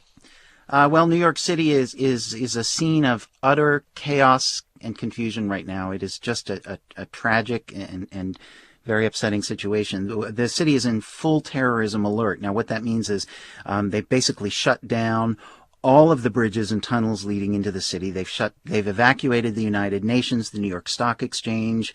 They have sealed off bridges. They have basically, Mayor Giuliani was interviewed a little while ago and is saying that he wants everybody below Canal Street, which is the whole southern part of Manhattan, to leave the area if they work or live there, to leave and not to go in there. He says he says it's not really clear yet how many lives have been lost, but he said, I have a sense it's a horrendous number of lives lost. So this is really just a very chaotic situation right now. Jim, thank you. Don Gagne near the White House. For information here, there is a security perimeter several blocks wide around each side of the White House. It was evacuated at 9:41 this morning. Everyone out. The president has left Florida, where he was spending the morning promoting education reforms. The sense is that this was all precautionary here at the White House as part of the larger threats around the country. We do not have any word to whether or not there was any kind of an immediate threat or anything on the White House, but the Park Police have the area cordoned off. There's yellow police tape everywhere. The police have machine guns and those kind of automatic weapons, the kind that we do not see them carry ever around here. And we wait for word on where the president is going and where we go from here. NPR's White House correspondent Don Gagne near the White House. The White House itself has been evacuated this morning, as have many other government buildings, including the Pentagon, where a plane has crashed into the Pentagon today, and Tom Jolton is there. Tom? Yeah, Bob, I do have one very minor piece of good news in this day when we're so desperate for anything, and that is that the section of the Pentagon that was hit this morning directly by an aircraft was a new section of the Pentagon. It had been recently renovated, and for that reason, a number of the offices were unoccupied. Clearly, the casualties would have been far greater. This is probably the one spot in the entire perimeter of the Pentagon that could be hit with relatively less loss of life than elsewhere. I talked to a number of Army officers, for example, this morning, who were just getting ready to move into that area, and several of the offices hadn't even been occupied yet. Still, I mean, there was going to be very significant casualties here, but it could have been worse. Thank you, Tom. Laura Bush, the president's wife, was to testify on Capitol Hill today about education. Rebecca Pearl is in New York City with school children. Rebecca? Yes. Rebecca? Yes, hello. Go ahead. Well, I was at my son's school just this morning, and things are very, very calm at the school. The teachers are just keeping the kids in the class, and really the kids don't know what's happening outside, except that every now and then a parent comes in and says they're going to take their kid. The parents, the Manhattan parents, are bringing their kids home, but many of the kids at our school are from the parents, they live in Brooklyn, and they cannot get home. So they're kind of hanging around frantically outside the school thinking, oh, what should we do? The school, like many schools, are prepared to stay open all night so that, to accommodate the kids. And at our school, they're asking for sleeping bags and stuff because they know they're going to have about a third of the kids at that particular school really live in Brooklyn. It's sort of a magnet school, if you will. So it's calm, but people are wondering about what the night's going to bring. The teachers are up for it. They're just like, well, it's part of our job, and we're just going to be here all night. That's the way it is. Rebecca Pearl in New York. It has been an extraordinary and tragic morning across the United States. At about 9 a.m. Eastern Time, 2 separate planes crashed into the Twin Towers of the World Trade Center in New York City. One of those planes is reported to have been hijacked, an American Airlines jet flying from Boston to Los Angeles. A short time later, the 2 towers of the World Trade Center collapsed. Casualties are streaming into New York City hospitals. The Federal Aviation Administration has stopped all air traffic over the country. No airplanes are flying, except for Air Force One, which is carrying President Bush from Florida to Washington. Washington, though, also is in turmoil. At about 10 o'clock Eastern Time, a plane crashed into the Pentagon. At roughly the same time, a plane believed to be a 757 crashed near Pittsburgh. While it's not clear yet whether the Pennsylvania crash was connected to these other events, officials are calling the tragic events in Washington and New York one of the most highly coordinated and heinous acts of terrorism in history. Many government buildings have been evacuated in Washington, and key sites and landmarks across the country, such as the Sears Tower in Chicago, have been shut down. Worldwide reaction has been swift. Britain's Prime Minister Tony Blair says the democracies of the world have to come together to fight the mass terrorism that is now the evil in our world today. Palestinian leader Yasser Arafat says he sends his condolences to President Bush and the American people. Earlier this morning, President Bush was in Sarasota, Florida, where he was promoting his education programs. He was to read to school children at an elementary school in Sarasota, and he made this statement. Ladies and gentlemen, this is a difficult moment for America. I unfortunately will be going back to Washington after my remarks. Secretary Rod Page and the Lieutenant Governor will take the podium and discuss education. I do want to thank the folks here at the Booker Elementary School for their hospitality. Today, we've had a national tragedy. 2 airplanes have crashed into the World Trade Center in an apparent terrorist attack on our country. I have spoken to the Vice President, to the Governor of New York, to the Director of the FBI, and I've ordered that the full resources of the federal government go to help the victims and their families and to conduct a full-scale investigation to hunt down and to find those folks who committed this act. Terrorism against our nation will not stand.